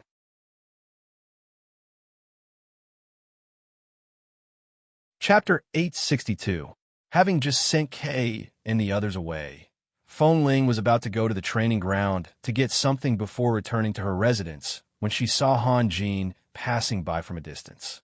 She greeted Han Jin and was about to turn around, but when Han Jin saw her, he asked, "Hey, Feng Ling, you didn't go out?" "Drill Master Han." Feng Ling nodded to him. I'm not interested in lively occasions, so I didn't go. Han Jin smiled. That's good. The wound on Boss's arm needs to be changed later. Go to the infirmary to get the medicine for him, and I'll go out with the boys at Team 1. This will save time. Has Boss's arm not recovered yet? Feng Ling asked. Seeing that Han Jin didn't respond, she added, I mean, doesn't Miss Wen massage and apply medicine for him every day? This way, I should be able to recover soon. Han Jin raised his eyebrows. How can she massage and apply medicine every day? Since Boss was injured, he hasn't gone to the infirmary more than 3 times. Twice, we urged him to go because we were worried that his wound would get infected. In the next 2 days, Xiao Su and I went to get the medicine, and Boss changed the medicine alone in the room. Besides, it's impossible for Boss to love Miss Wen. As the words were on the tip of his tongue, he suddenly braked. He took a closer look at Feng Ling, who seemed to have no fluctuations in her eyes. Thinking about it, Feng Ling had been in the base for many years. She didn't ask much about anything and was not interested in anyone or anything. Her heart was as still as water, as if she had no emotions. But now, it was rare for her to listen to someone's words. Besides, when Boss went to the infirmary that night, Feng Ling seemed to have followed him. Han Jin suddenly let out a long sigh.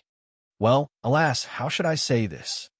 Feng Ling thought he just said that Boss's injury had not recovered, but he suddenly changed his tone. What's wrong? Alas, I don't know how to tell you. Just say it. Feng Ling looked at him and could hear the hidden meaning in his words. Han Jin shook his head and sighed.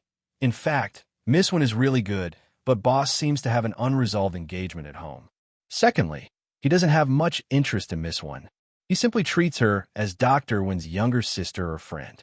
Miss Wen's current state is like a falling flower, but a heartless river. Thinking about it makes my heart ache. Feng Ling looked up at him. Boss Lee, you don't like Miss Wen? Han Jin continued. Yes, we also think that Boss should like her. As the saying goes, it's easy for a woman to pursue a man. Boss Lee's tenderness will be melted by Miss Wen's tenderness sooner or later. I think Miss Wen is also very patient. She knows that Boss Lee doesn't like to make the relationship between friends too complicated, so she has been quietly accompanying him as a friend. I think if she continues to persevere like this, sooner or later, she may become Mrs. Lee. Feng Ling expressionlessly turned her eyes to the things in the training ground and did not speak. Han Jin gripped her shoulders sternly. Feng Ling, I'm telling you, don't tell Boss and Miss Wen what I just said. When you go to the infirmary to get the medicine, don't ask too much. When you're applying medicine for Boss, just be quiet and don't talk too much. Don't sow discord between them, understand? All right, I won't talk nonsense, Feng Ling said in a low voice. Then you must be careful. We're still waiting for Miss Wen to become Mrs. Lee. Han Jin seemed to be a little excited. There are not many people who can be treated with patience by Boss, and Miss Wen is one of them. This kind of good fate should be cherished, don't you think so? Yes. Feng Ling's tone was still calm. Boss is usually very cold to others, and he is indeed very patient with Miss Wen, unlike us. Usually when we call him, he doesn't respond at all. Seeing her stubborn attitude, Han Jin immediately became anxious and slapped his thigh. Oh, that's right. Don't say that Boss is usually impatient with others. In all these years, Boss has never rushed forward to block a bullet for anyone. Feng Ling raised her head in surprise. Han Jin smiled and mysteriously leaned close to her ear. In fact, sometimes patience is equal to politeness. Politeness is equal to alienation, and alienation is equal to no relationship. In fact, Boss's attitude toward both internal and external has always been very obvious. It's just that there is a blockhead in our base who has never been enlightened. After hearing this, Feng Ling looked at him as if she didn't understand. Where did this blockhead come from? Han Jin, his head hurt. Suddenly, he understood why Boss was angry every day. If this guy was a woman, perhaps he could directly throw her on the bed to solve the problem. But now, even if he wanted to throw her on the bed, it seemed that there seemed to be other more important problems to solve. For example, between the two men, who was on the top and who was on the bottom. By the way, I find that Boss seems to be particularly displeased with you recently. Do you want to ease the relationship with Boss? Han Jin asked again. Feng Ling raised her eyes. Yes, I have a few bottles of wine in my room that I have collected for several years. Usually, alcohol is not allowed in the base, so I have kept them until now. As he spoke, he handed her the key to his residence. Make him drink 2 bottles of wine tonight. See if it can solve the conflict. Why should I make him drink to solve the conflict? You don't understand. Men need to talk in an atmosphere. When they are sober, they probably won't even let out a fart. When they drink too much, it's easy to know what boss is thinking. Listen to me. Take the wine and go to the canteen to ask for a few dishes. Boss probably won't accept the wine and dishes I send to him. I don't care whether he will accept it or not. It's up to him whether he accepts it or not. It's better than being in a stalemate like this and training you like a machine every day, isn't it? Han Jin said and patted her on the shoulder. Believe me, as long as you have the ability to get boss drunk, you can solve a lot of doubts in your heart. But what? Do you have to lie on the training ground every night, tired like a cow? If I give you a chance, just do it. Do you think boss can escape from your palm when he is drunk? Feng Ling, inexplicably, she felt that Han Jin's words had another meaning. But she didn't understand what exactly it meant, and just looked at him in confusion. Seeing Feng Ling's confused look, Han Jin made another big move. Come on, let me give you another advice. Didn't you wear women's clothes to go on a mission last time? You change into women's clothes and go to boss. When boss sees you like that, he won't be cruel to you.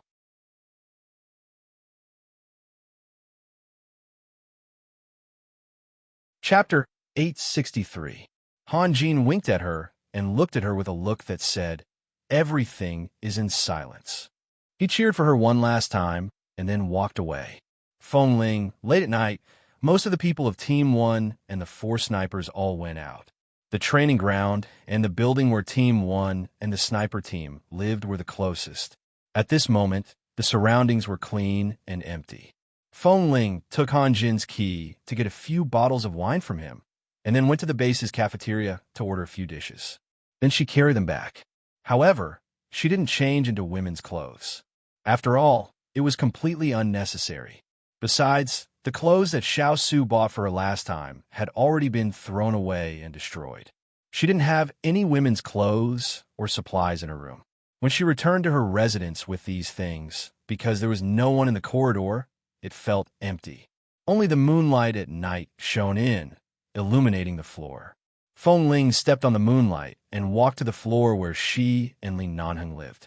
She didn't really want to do anything according to Han Jin's instructions. However, after Boss Li blocked a bullet for her last time, she really realized that the so-called high-risk missions were really different from the missions she had taken on before. As newcomers, most of the missions they came into contact with were criminal gangs or gangsters. Although guns and explosives were essential, they were relatively easy to deal with. As long as they reacted quickly, had a bit of intelligence, and cooperated with their teammates, there usually wouldn't be any problems. However, since she entered the base, it was the first time she had directly faced terrorists, and it was said that those terrorists weren't too difficult to deal with. They were just a branch that had been kicked out. In other words, in the base, whether now or in the future, there would only be more dangerous missions. The so-called sacrifice that others spoke of seemed to be getting closer and closer to her. In the past, she had made plans for all the possibilities in the base, but she didn't expect that when she was in danger, Bosley would rush over to protect her in his arms. Even though she was forced to train on the training ground that night, even though she was so tired that she almost fainted, a thought kept echoing in her mind. If Bosley didn't rush over to protect her at that time, would she have been the one injured? David pointed his gun directly at her head. If she couldn't dodge in time, she would probably be a lonely soul now. If Boss had dodged the bullet while hugging her, if the bullet hadn't only hit his arm, but hit his back or some other vital part, and if Boss had died trying to save her, it would have been a different scene. What if she and Boss had been left behind in the bar that day? Feng Ling had never been afraid of anything, but after that day, some kind of lingering fear that she couldn't understand had been entangling her heart, pressing down on her. Often when she woke up from her dreams, she couldn't breathe, and her mind was filled with the scene of Li Nanheng holding her tightly in his arms. It was already past 8 o'clock at night. She paced back and forth for several minutes, glancing at the closed door from time to time. Earlier, when she came out, she had noticed the lights on the balcony next door and was certain that Boss was inside right now. Boss, you're right. Boss, you're right.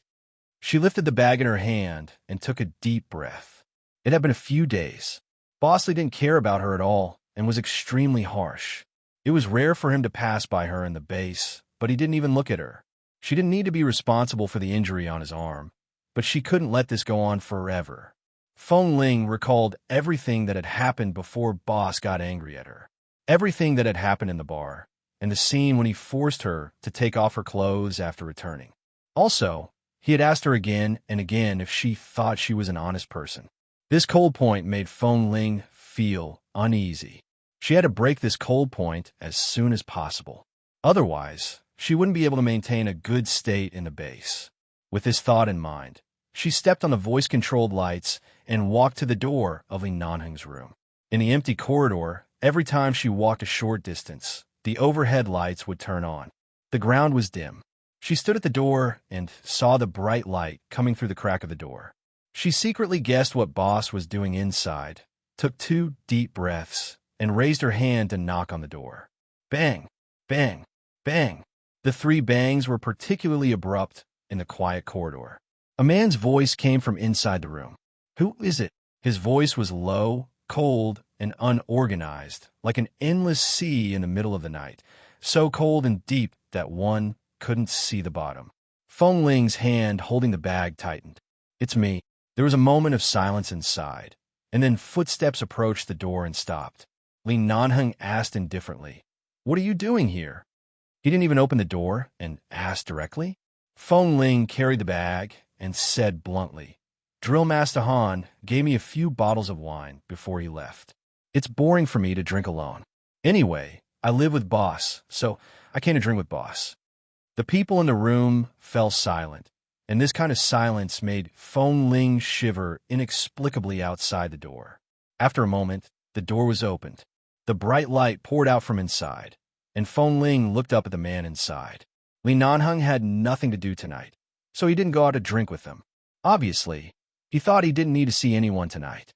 In the room, he wore a white vest and a pair of black shorts. His hair was also wet, and there were water drops on his shoulders. Was Boss taking a shower just now? Feng Ling asked subconsciously. No wonder she didn't hear the sound in his room when she stayed in the corridor. It turned out that he was in the bathroom. Li Nanheng didn't answer and glanced at the bag in her hand. "What wine do you want to drink?" "Who allowed you to drink at the base? If you want to drink, just go out with them. The base clearly states that you're not allowed to drink." Feng Ling raised the things in her hand. "It was given to me by Drill Master Han. Boss, you know I can't hold my liquor well. Even if he gave it to me, I can't drink it, so I sent it to you. These wines are at your disposal. You can keep them or throw them away. I won't stop you." Li Nanheng looked at her condescendingly. "Why did Han Jin give you the wine? He has hidden them for so many years. I asked him for a bottle, but he was reluctant to give me one. Today he gave them all to you?" Feng Ling, there was such a thing? Then she really didn't know. However, when she went to Han Jin's room just now, she really saw a lot of wine in the cabinet. She only took 4 of them and then put the others neatly before coming out. She didn't know there was such a thing. She couldn't just say that Drill Master Han asked her to come over and get Boss drunk, could she? "Boss, move aside. The dishes are getting cold," Feng Ling said as she raised her hand to push him. She patted his chest and walked inside. The man had just taken a shower and was only wearing a vest. The vest was very thin, and the firm feeling under her hand made her heart tremble. As though she was scalded, she retracted her hand and quickly walked in. Dash.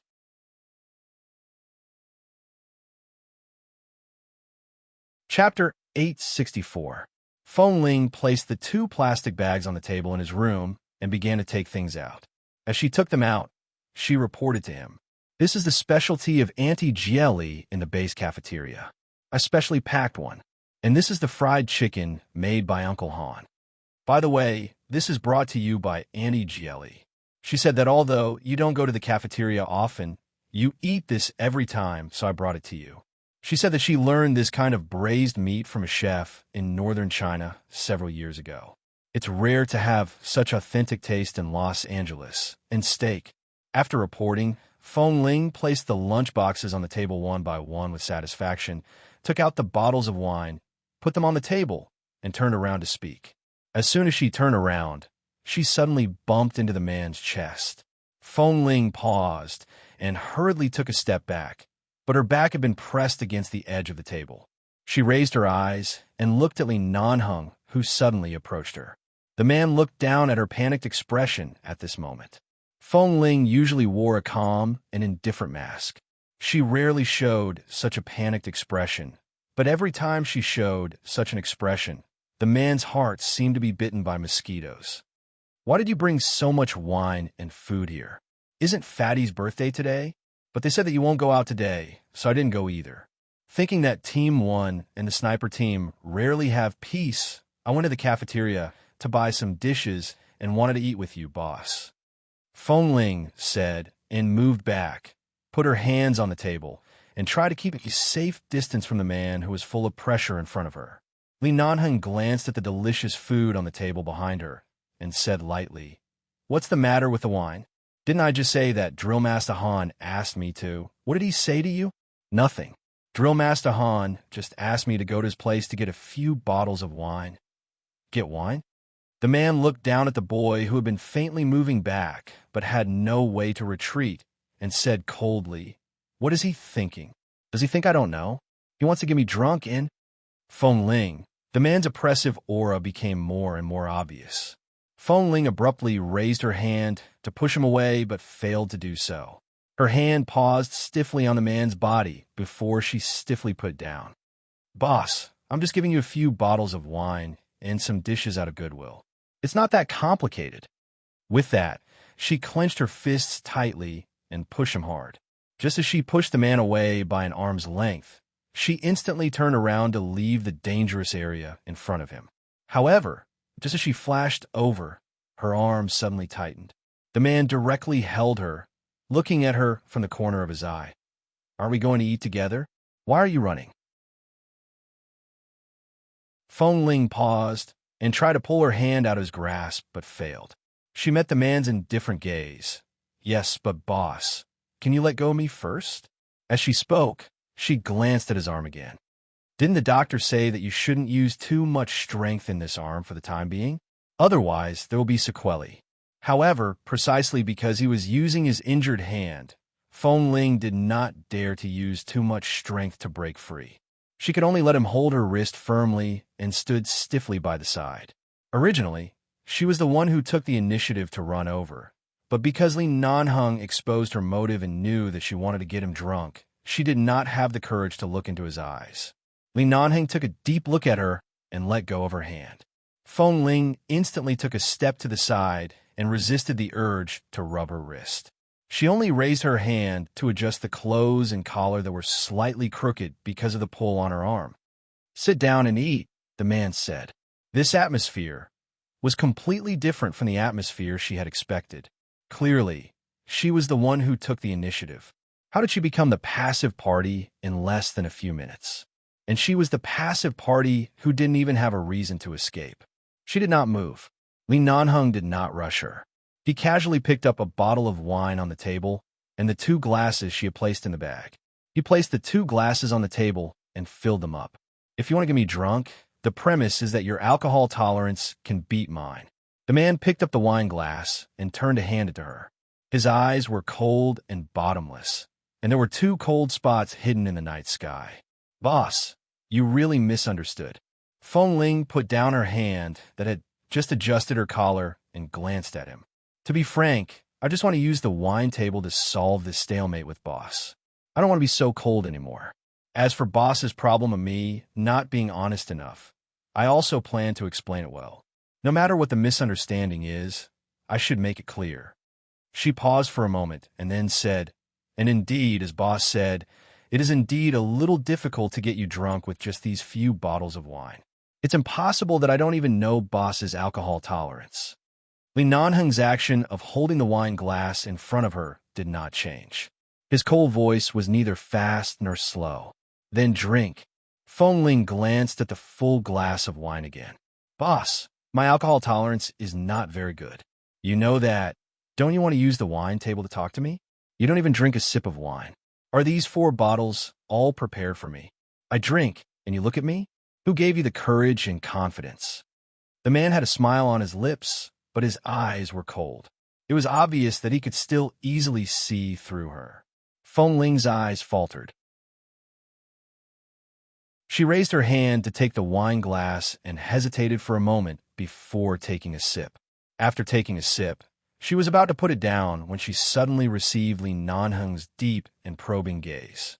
Her emotions surged for a moment, and she had to drink the whole glass of wine.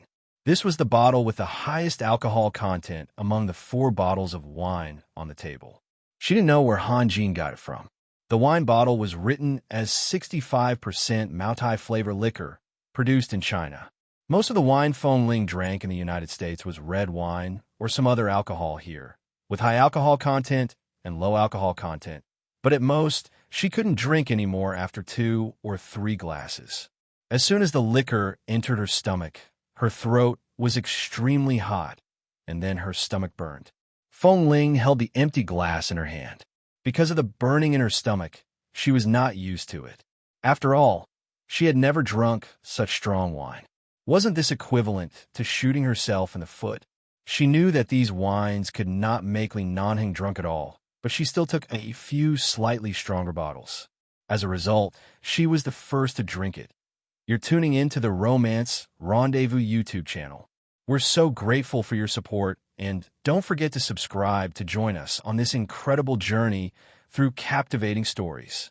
Your generosity through donations truly makes a world of difference, as it's the primary source of revenue that allows me to expand and enhance this channel for you. Thank you from the bottom of my heart for being a part of this adventure.